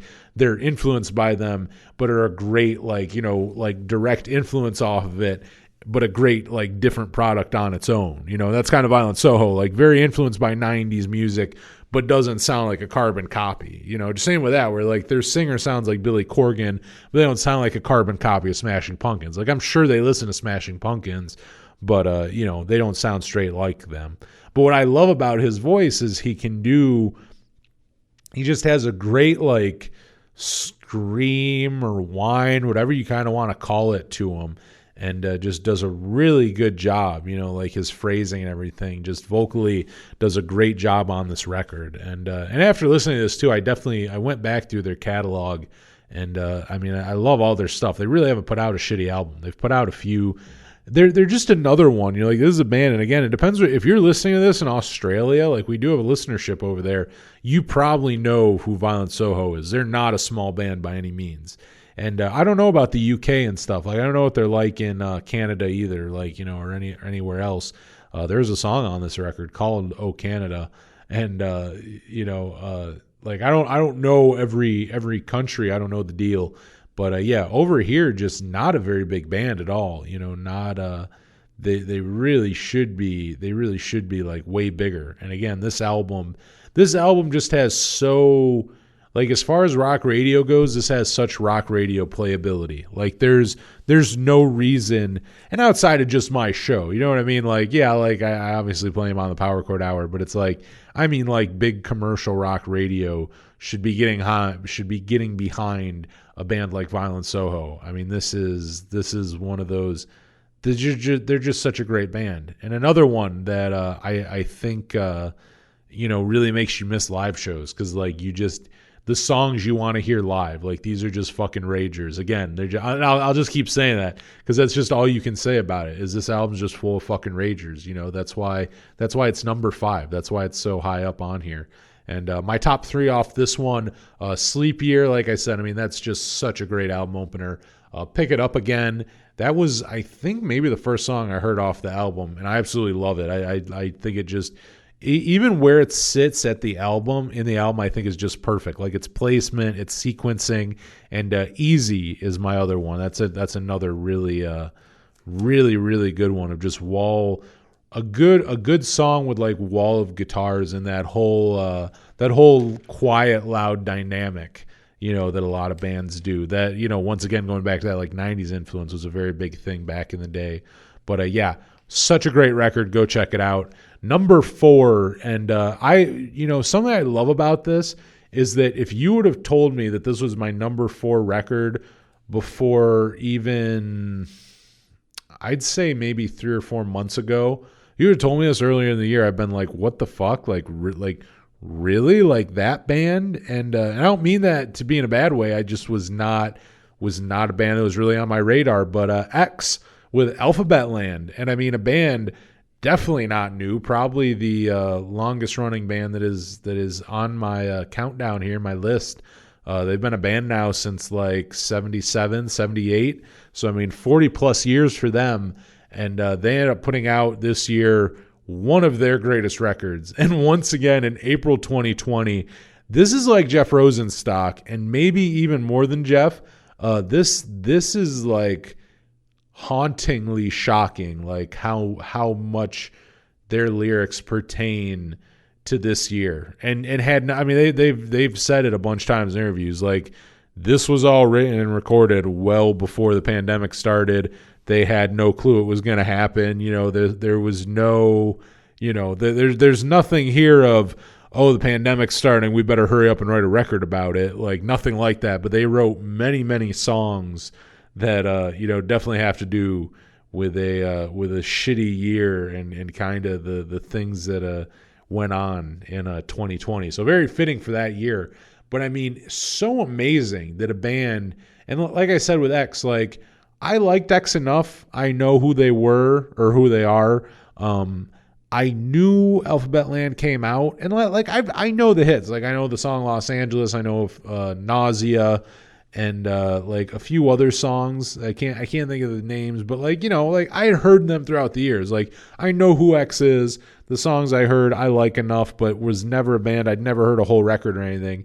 And admittingly, yeah, I mean, over the summer, I mean, you can basically hear me fall in love with X through this podcast, because I watched the decline of Western civilization, and just from there went back and listened to Los Angeles, the whole album, and just was blown the fuck away and realized why it was so critically acclaimed, and was so beloved. And then from there went through all the rest of their records.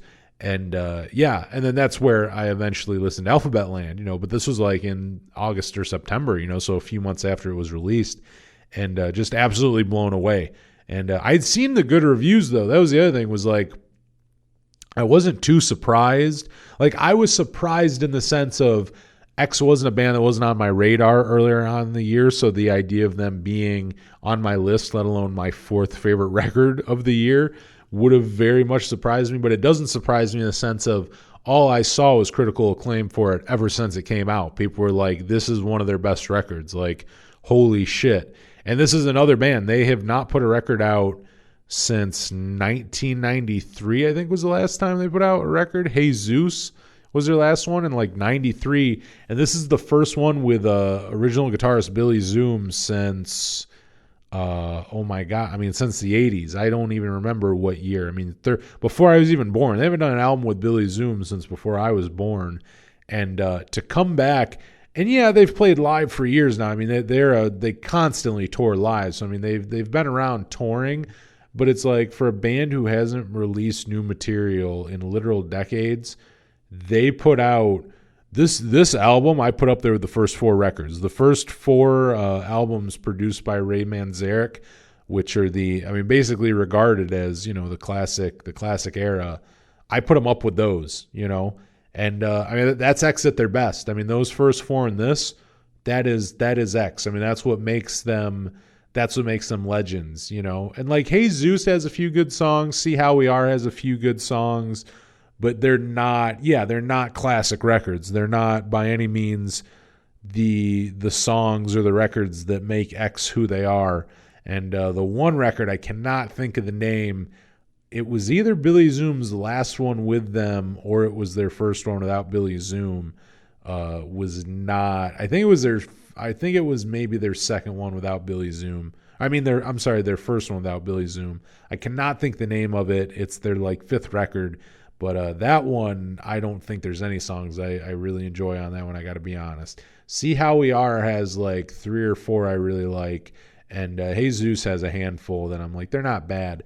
But not Alphabet Land. Alphabet Land is fucking amazing. I mean, like front to back, this album is, and again, it's like I love that. Like, I love when a fresh new band comes out and blows us away with their debut album and it's on your top 10. And it's one of the best things you've ever heard. Like, I love that.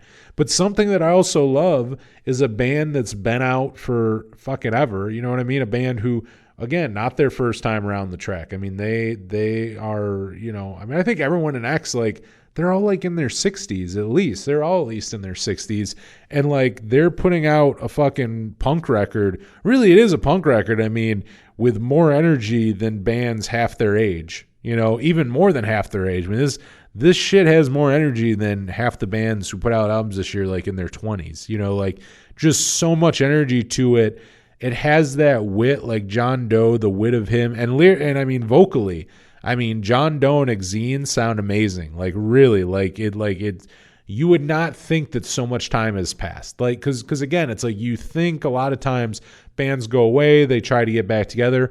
Reunion records don't always work. Like that's the problem with it, where you have to be very like reunion records are very good and bad because sometimes they can be very amazing, but and you know what? Maybe more times than not, they can be terrible. And, a bad mark on a band's like legacy. But honestly, this is a good mark and kind of, because once again, I don't want to completely shit on the last few X records that they put out, which once again, by last few, I'm talking about like, 30-year-old records at this point. But, I think it makes up as far as their legacy goes. It's putting them back on a track that I think gives them really to continue to write the book, the history of X. It lets them continue to write good albums, not to be remembered as a band who wrote good albums, but a band that does write good albums. Like, because all around the board, this isn't like I'm not some crazy guy for putting this so far up here. Like, I know Laura Jane Grace did. I see tons of different publications putting this up there as one of their favorites. So, I'm definitely not the only one saying this. I'm preaching to the choir here when I say it, but it's like this whole record. And it does. It has an old school X, like it has that old school X vibe, but it's like, which at the same time, one of the best things about X is that I don't think any album really ever sounded the same. That's part of what made them special. And the same thing goes with this. Like it fits perfectly in their catalog, but it doesn't, you know what I mean? Like it's not good because it sounds like Los Angeles Part 2 or something like that. Like it's their own thing, but it truly is though. It's as good as those first 4 records, 100%. And Billy Zoom, I mean, as far as guitar playing goes, this is the best guitar playing you're going to hear on record in 2020. This was the best, like to hear him, because no one plays like Billy Zoom anymore. Like he's just so Chuck Berry influenced and just such a, he's a rock and roller playing punk rock. You know, he's very much like, and even though Johnny Thunders didn't particularly like to be called punk, you know, Johnny Thunders had that where he played rock and roll and he was very influenced by like Chuck Berry and shit, but like he also played with that punk spirit, you know, like, and it's kind of the same thing here with Billy Zoom. It's like Billy Zoom's a very talented technical player, and like he's very like, he really was like classically trained and knows his shit, but he's playing punk rock. And it's amazing. And you're hearing him play in styles that you really don't hear anymore. So it's like, it's an amazing thing to hear on a record in 2020. You know, it's so cool because it's one of those things where it's like he's not reinventing the wheel in the sense of, you know, it's Billy Zoom, it's classic Billy Zoom. It's not a new thing, but it's something that you don't hear anymore. So it's unique because he's the only one doing it, you know. But yeah, I did not know I'd love this album like I did, but ended up being so good. And what I'm hoping from this is that, you know, it means that we get a follow-up in the next few years instead of a few decades, because, I mean, all the fanfare around it, people love it so much that I would hope that means they don't waste time. I mean, I would hope that means this isn't the last X album. And, you know, not to be dark, I mean, I think they'll all still be with us for, you know, for quite a while longer. You know, being in your 60s is still pretty young these days. So, I mean, they still have decades left in them. You know, hopefully, but still, you know, as you get up there and you get older, you know, it's like, yeah, let's not let so much time go in between. And I would love, you know, I hate to sound I sound like such a shitty fan, like, great, I love this new album, now give me another one. You know, I don't mean it like that, but I'm like, you know, let's hope that they don't waste, because obviously what they've shown us is 40 years in, they can write a good record. So let's hope that X doesn't wait another, you know, 40 years to prove to us again that they know how to write a fucking song.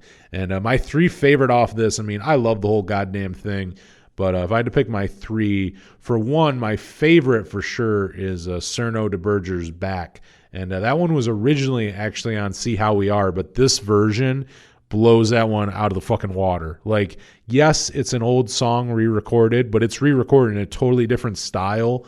And actually, Billy Zoom did not play on that one. So, yeah, this is the first time Billy Zoom plays on, and I mean, the way he plays, there's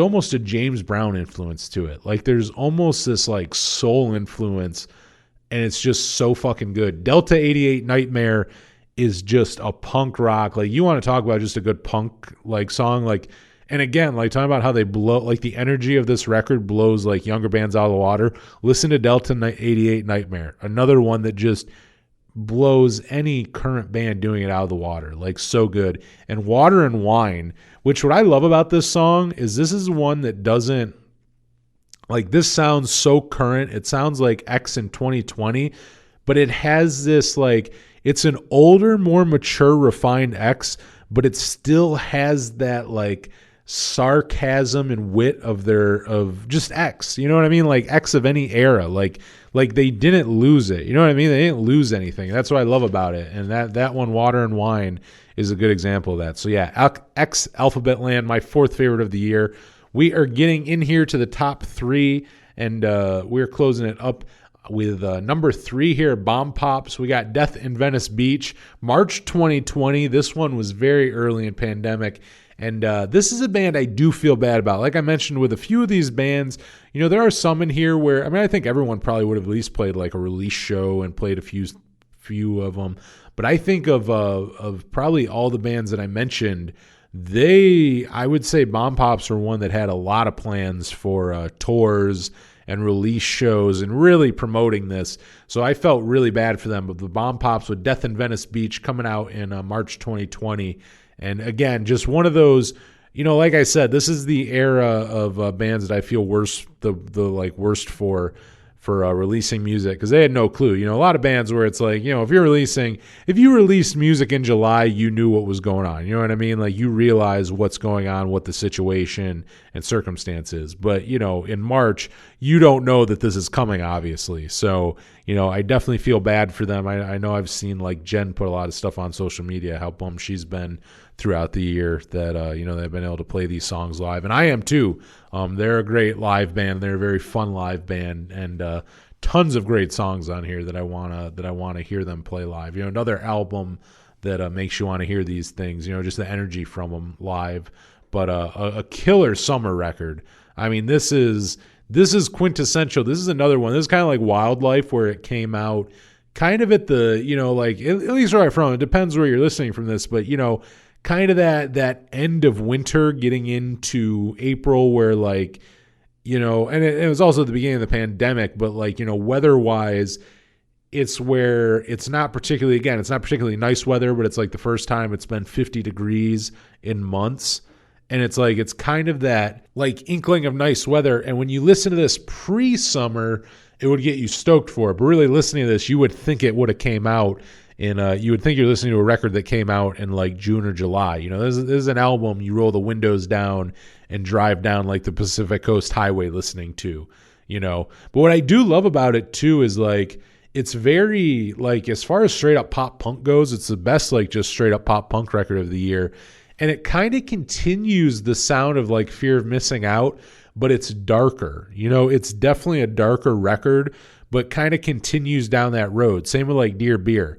And I've said it 100 times, but like, they're another one where they're a newer band, but they've been around for, like a decade now. So I guess really not a new band. I mean, I guess if you've been around for a decade, I wouldn't call you a super new band. But like they're really been coming into their own the last few years, really since signing to Fat Records. I think they've been releasing their best shit. And I mean, I love to continue to see it because you see the trajectory of them and you go like they did with Dear Beer, like with Fear of Missing Out, I'm like, I want to see what they do next. And they put out Dear Beer and I'm like, this is a great, like, I love the direction that they're going in. And, like they keep doing it and keep impressing me with where they're going. And, like, again, like, they're a band who I think knows what they're good at and they stick to it, but they keep perfecting it. Like I think they know they write catchy pop punk songs. They know that they write them well and they keep doing it and they do it great. Like Jen and Polly both sound great on this one. And, I love the dual vocals of them both. They both sound the best that they've ever sounded. And, again, I like that it's a great follow up to Fear of Missing Out. And it kind of, it's not, it doesn't veer too far from that sound, but it's a great progression and also has a nice dark edge to it, and I think they sound great on Fat Records. Like they're a great fit for Fat, just again, like that classic pop punk sound that I think really fits with, just with what that label tends to have. And just really is like you like it right away. Like this is one of those albums you like right away. It's like no nonsense. Like it's not an album that you have to digest or really think about. It's like it's the second you hear it, you like it. And my three favorite songs off of this one, I would say, are easily Notre Dame, Radio Silence, and 13 Stories Down. But both Jen and Polly, both of them outdid themselves with their song. Both of them on their songs on these ones are great. Now, coming in number 2, funny, with Death in Venice Beach, the Bomb Pops wrote an album that grew on me right away. But number 2, this is an album that took a few listens to like. And obviously I fucking like it because it's number 2. But The Strokes with The New Abnormal, once again, April 2020. I mentioned this, though. It's funny. I mentioned this on last episode. But like I do think the one unfair advantage, and you can probably see it in the dates that these albums were released, is I also think that comes out at a time where you had more time to listen to it. Like I think albums released in like November and December and stuff end up being records that you don't realize how good they are until like early the next year.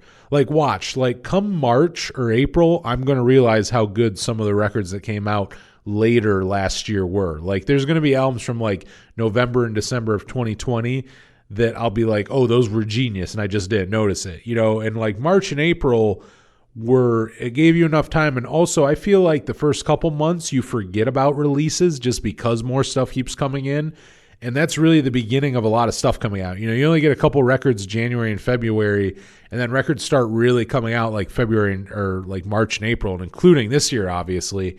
And so, you kind of forget about some of those. And I feel like that's just a sweet spot, kind of the like March and April. But The Strokes, The New Abnormal, this one came out in April of 2020. And again, this was a huge surprise to me that I liked it as much as I did, let alone it being my number 2 of the year. And like, don't get me wrong, I like the Stroke. It's not so much like with X, like, and it's not that I didn't like X, but I was just like, I like the songs I've heard, but I don't even know I'd call myself an X fan in the beginning of the year. Whereas the Strokes, I got into them a few years ago. I was definitely late to the Strokes, but I've been listening to them for at least a few years. But I haven't been a big fan of the last few records. I'm really like most other people. I think the first two records are amazing. I think front to back they're great fucking records. Like really really, really good. Like I listen to those albums like crazy. Still like are just constantly in rotation. After that, like First Impressions of Earth, I think there's good songs, but it's not great. And then everything since then has been that, I mean, the first two records, great front to back. Everything since has been a couple good songs here and there, like maybe half of the record, maybe a couple of the records, I'd say like maybe half the songs are great. And then the rest were just kind of like meh. Now, so I really wasn't expecting much. I was like, I'm a casual Strokes fan. I really like the first two records, but they've put out more records that I was more like, they're okay, than I thought were masterpieces. So, I kind of took that into consideration. I didn't expect them. I knew I'd check it out, but I didn't think it was going to be, I wasn't expecting to hear my favorite album of the year. And when they put out At the Door out, I didn't like it at all. I'm like, it's going more in that direction again, where it's like, it's too synthy, like kind of new wave influenced, I mean, not straight new wave, but kind of new wave influence, that 80s synth influence. And, just kind of it's a long song. Not a lot happens. It never really builds up like you want it to. And since then, I mean, I like it. I do like the song. I will say though, it's probably still, it may be my least favorite song on the record. I do like the song, but it's only a 9 song album. All 9 songs are good, but this is probably my least favorite. I would say if I had to think about it, At the Door is my least favorite song still, but I do like it now. But I mean, what I'm saying is, beginning of the year, finding out the Strokes have a new album coming out, I don't have that high of expectations. I hear At the Door and I don't like it at all. So I go, I don't really expect much from this. Like from the get-go, I'm not expecting much.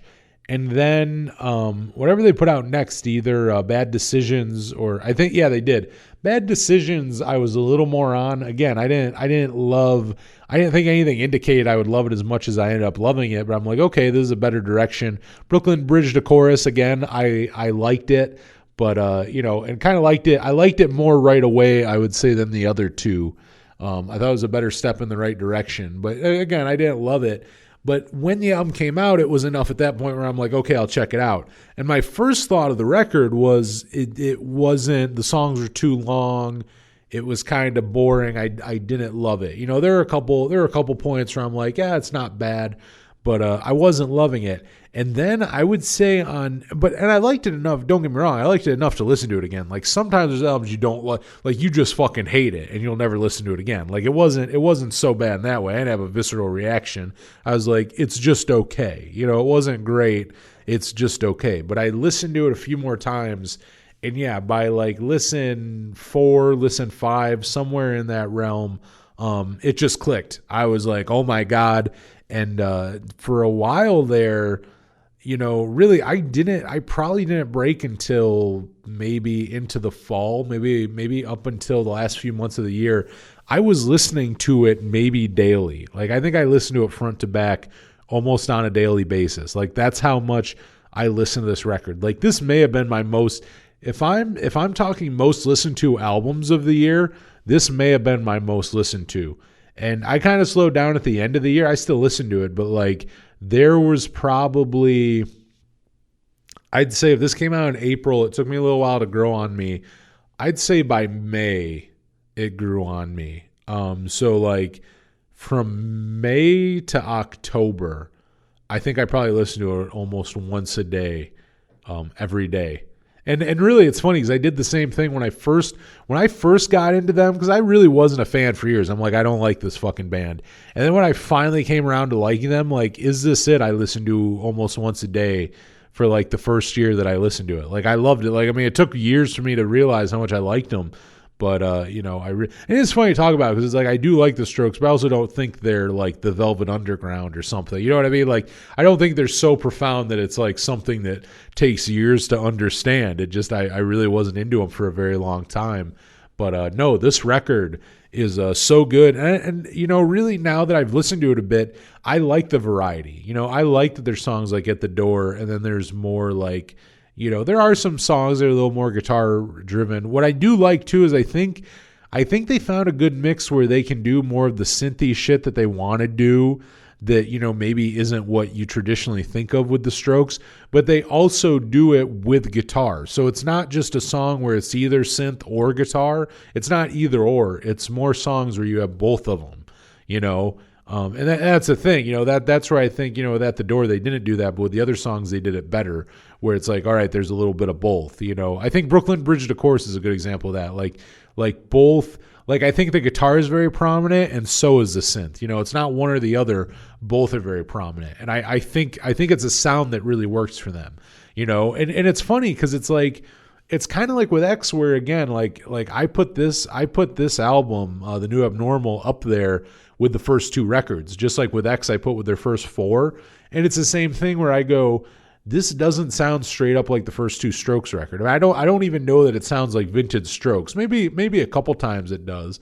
Like I won't say that it doesn't at all, but it's like it doesn't straight up sound like the first two records. It's just the same spirit of just a great band firing on all cylinders and writing a great record that you want to listen to front to back. You know, it's like that. Same with X, where it's like Alphabet Land doesn't sound like say Los Angeles or Wild Gift.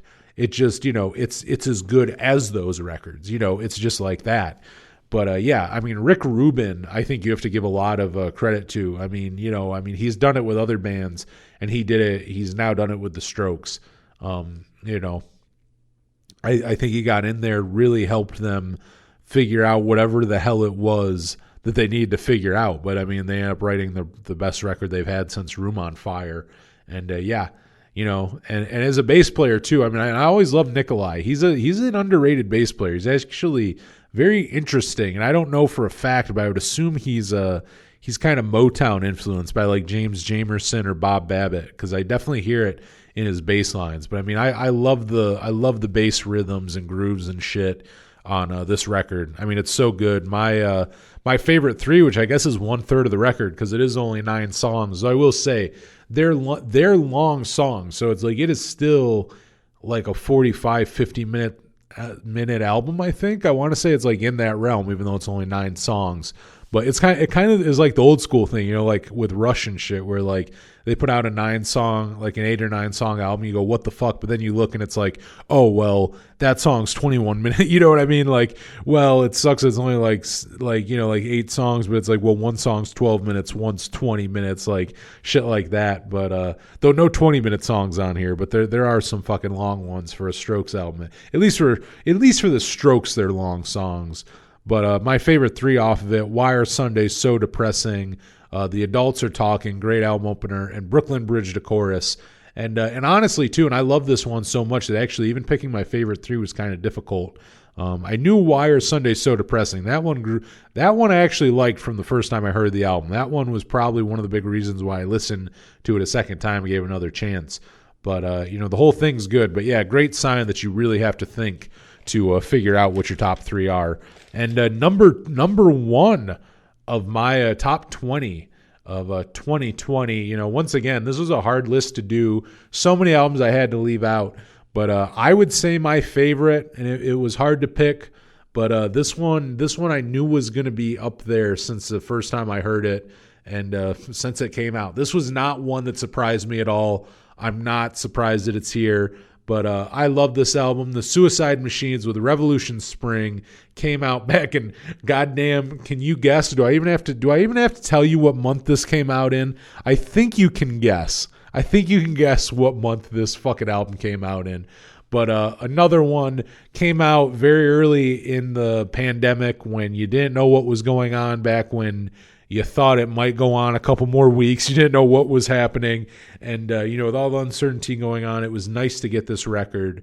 And really another anticipated one. You know, talking about albums I've been, not even just this year. I mean, Suicide Machines are one of those bands that have been talking about and teasing writing new music for years. So I've been looking forward to new music from them forever.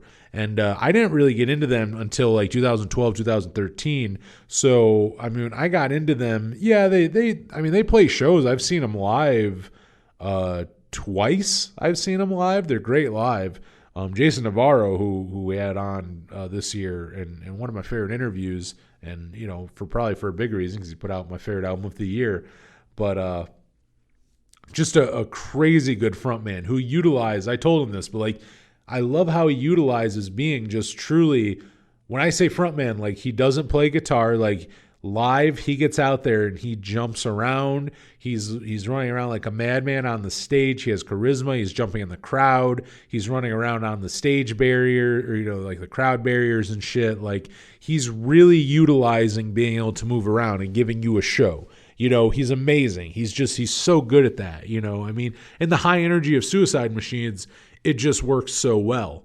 But I think on this record again, this is a band who.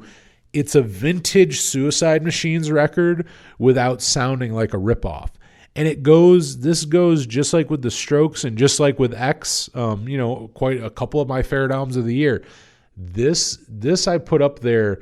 Like I love the Suicide Machines throughout their whole career. They're not a band who I think has ever completely lost it, but I'm with everyone else where I think the first two records are the best. Like their first two, the Derek Grant era of the band, is them on firing on all cylinders. Like that's the best era. That's them doing their best shit. Now I love the self-titled record. I talked about it on our Slept On Records podcast. I liked the change in sound. I was into it, but I also liked the albums they did for like Side One Dummy that were more kind of more ingrained in a hardcore punk sound. But I think on this record they went back to that beautiful blend of ska and pop punk that they do so well.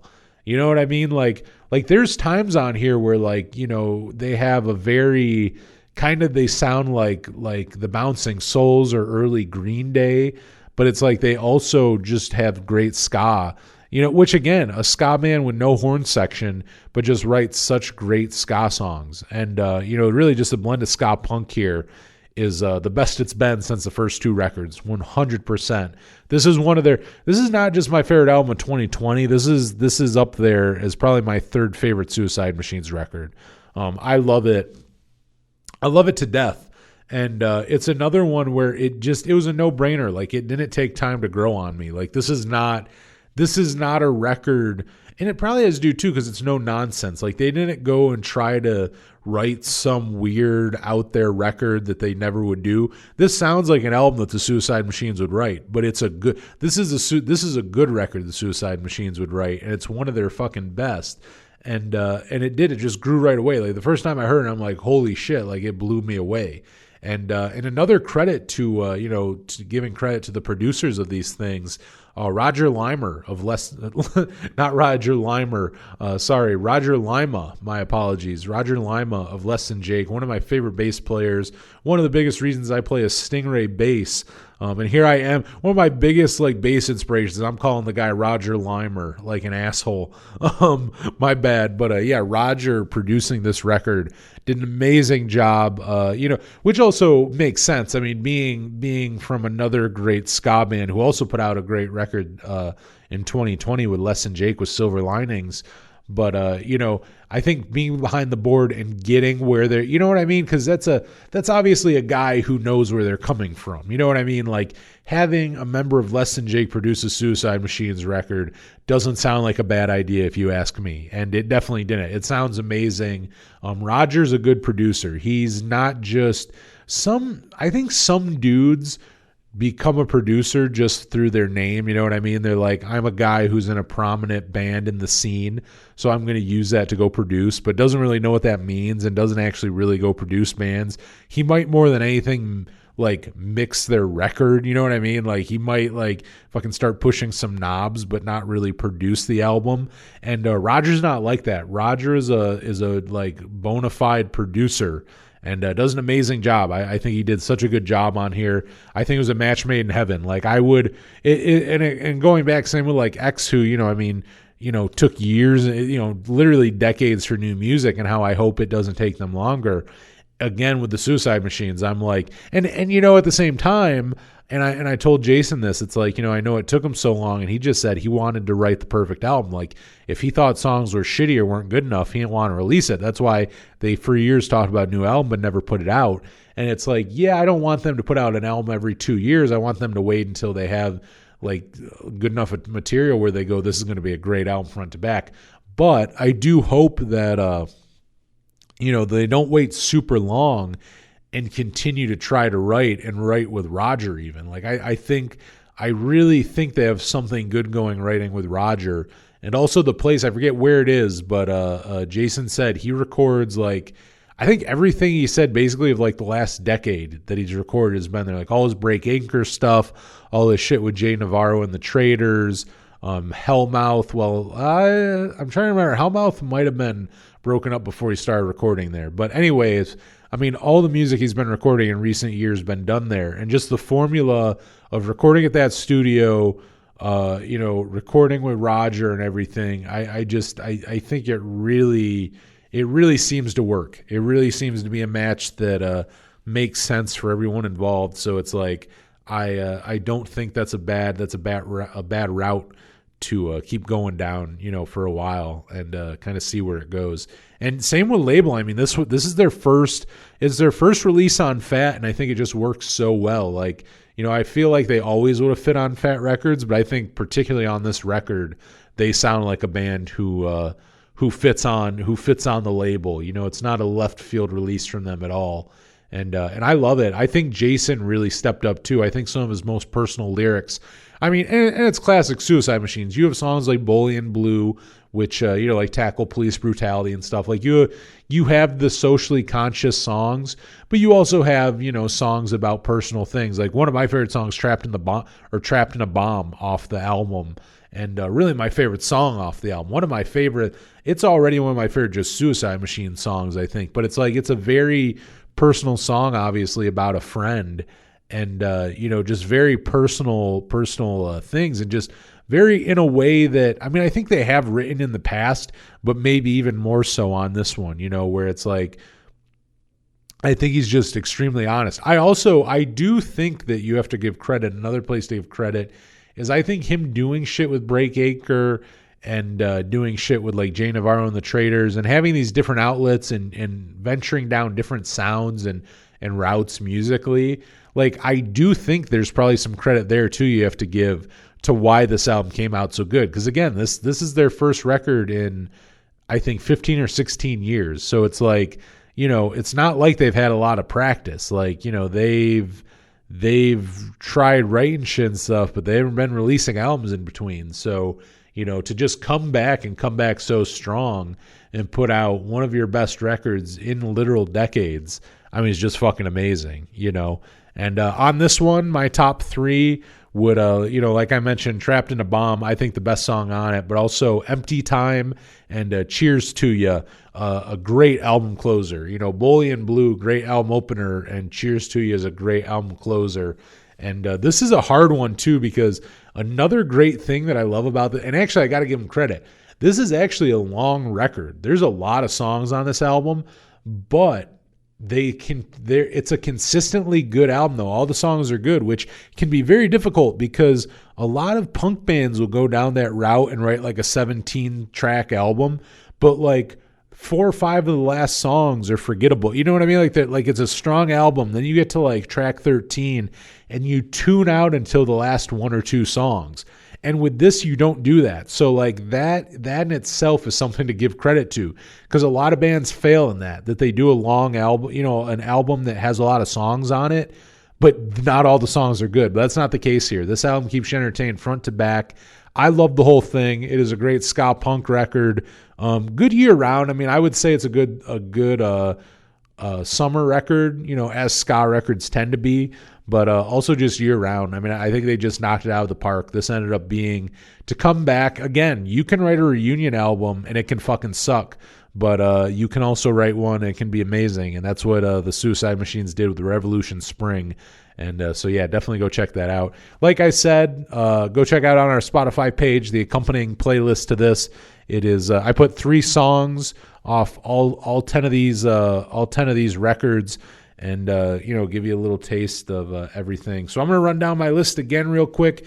Number 10 was High on Stress with Hold Me In.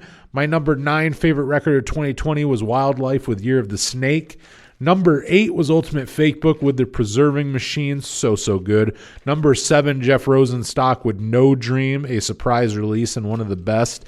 Number 6, Get Dead with Dancing with the Curse, a very anticipated one for me. At number 5, Violent Soho with Everything is A-OK. Number 4, X with Alphabet Land, a band 40 years in, putting out some of their best music yet. And number 3, Bomb Pops with Death in Venice Beach. Number 2 with The Strokes with The New Abnormal. And number 1, The Suicide Machines with Revolution Spring. That is my top 10 records of 2020. I hope you enjoyed it. And hit me up, powerchordhour@gmail.com. I want to know what your favorite records of the year was.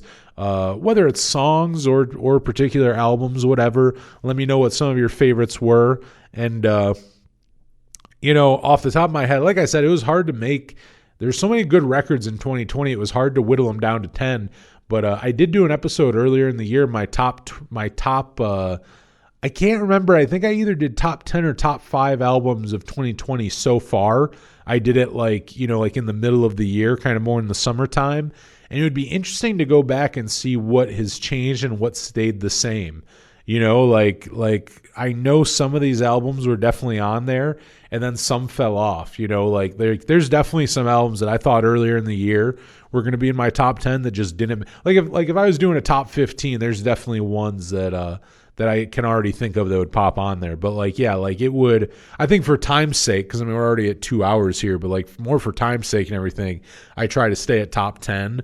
But there were so many albums I probably could have even though I think it's a bit ridiculous getting too much bigger than top 10, I probably could have even done like a top 20 if I'm being honest. So, once again, shitty year, yes. Good year for music, shitty year overall, but a good year for music, which, so that's like the one silver lining in it all. And 2021, we'll see. I have high hopes. I know there's a lot of cool anticipated music for the year. And maybe on an upcoming episode, we'll talk about like anticipated releases of 2021. But again, that's the episode. Thank you so much for checking out the Power Chord Hour, sticking with us for another year. Hopefully your 2021 has been rad so far. And give us a follow online at Power Chord Hour on Twitter, Facebook, and Instagram. We're on Spotify. Our playlists are up there. You can check out the one for this podcast and tons of others. And you can also check out the podcast there if you're not listening there. And new podcasts every Monday. We are going on a little winter break, not yet, but in a couple weeks here. I'll let you know before we do. I'll announce it right before we go on it. But we are going to take a couple weeks off. I don't I know some podcasts do like the whole seasons thing, and we're not doing that. It's not like the end of season 1 or any fucking bullshit like that. We don't have seasons. I just do these every week until, unless I can't. So we're going to take a little break though for just a few weeks. But, and I already have, and you know what, even though it's not even happening yet, like I'm talking about now, even though it's not happening for a few weeks, I already have a few things set aside to kind of keep you held over during the break. So it won't even be total radio silence from us.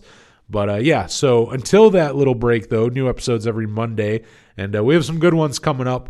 But I'm excited for the new year, see what we do with the show. The new radio show, those are new every Friday night, 10 Eastern to midnight on 107.9 WRFA in Jamestown, New York. You can listen to us online at WRFALP.com.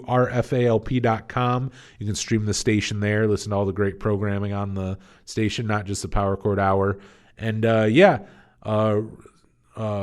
go subscribe wherever you listen to podcasts. And if you would rate and review us on iTunes, send me a screenshot and I'll send you a Power Chord Hour t-shirt absolutely free. I also have some stickers to give away.